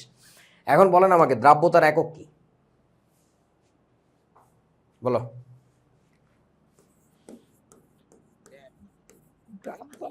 গ্রাম পার এমএল হতে পারে, গ্রাম পার লিটার হতে পারে, যে যে কোনো কিছু হতে পারে। আচ্ছা, দ্রাব্যতার কোনো একক নাই, এটা তোমাদের বইতে বলে, এটা নিশ্চয়ই বুঝছো অধক্ষেপের পরিমাণ কেমনে বের করছে। দ্রাব্যতার কোনো একক নাই বলে তোমাদের বইতে বলে, বাট আসলে দ্রাব্যতার একক আছে। এটা নিয়ে আমরা আগামী দিন আলোচনা করবো, আজকে আর কিছু বলতেছি না। তোমাদের আগামী ক্লাস হওয়ার কথা 11 তারিখ, কত দেরি হয়ে গেল দেখো, আজকে 14 তারিখ, কি অবস্থা। আচ্ছা ঠিক আছে, কালকে নিতে পারবো না, কালকে অনেকগুলা কাজ আছে, পরশু নিবো ইনশাল্লাহ আর কি। রুটিনে আছে। রুটিনে না, রুটিনে আছে। আচ্ছা ঠিক আছে, ওকে, টাটা, ঘুমাও, 12টা 18 বাজে আর কি। ওকে ওকে, আল্লাহ হাফেজ। গরম পড়ছে। হুম।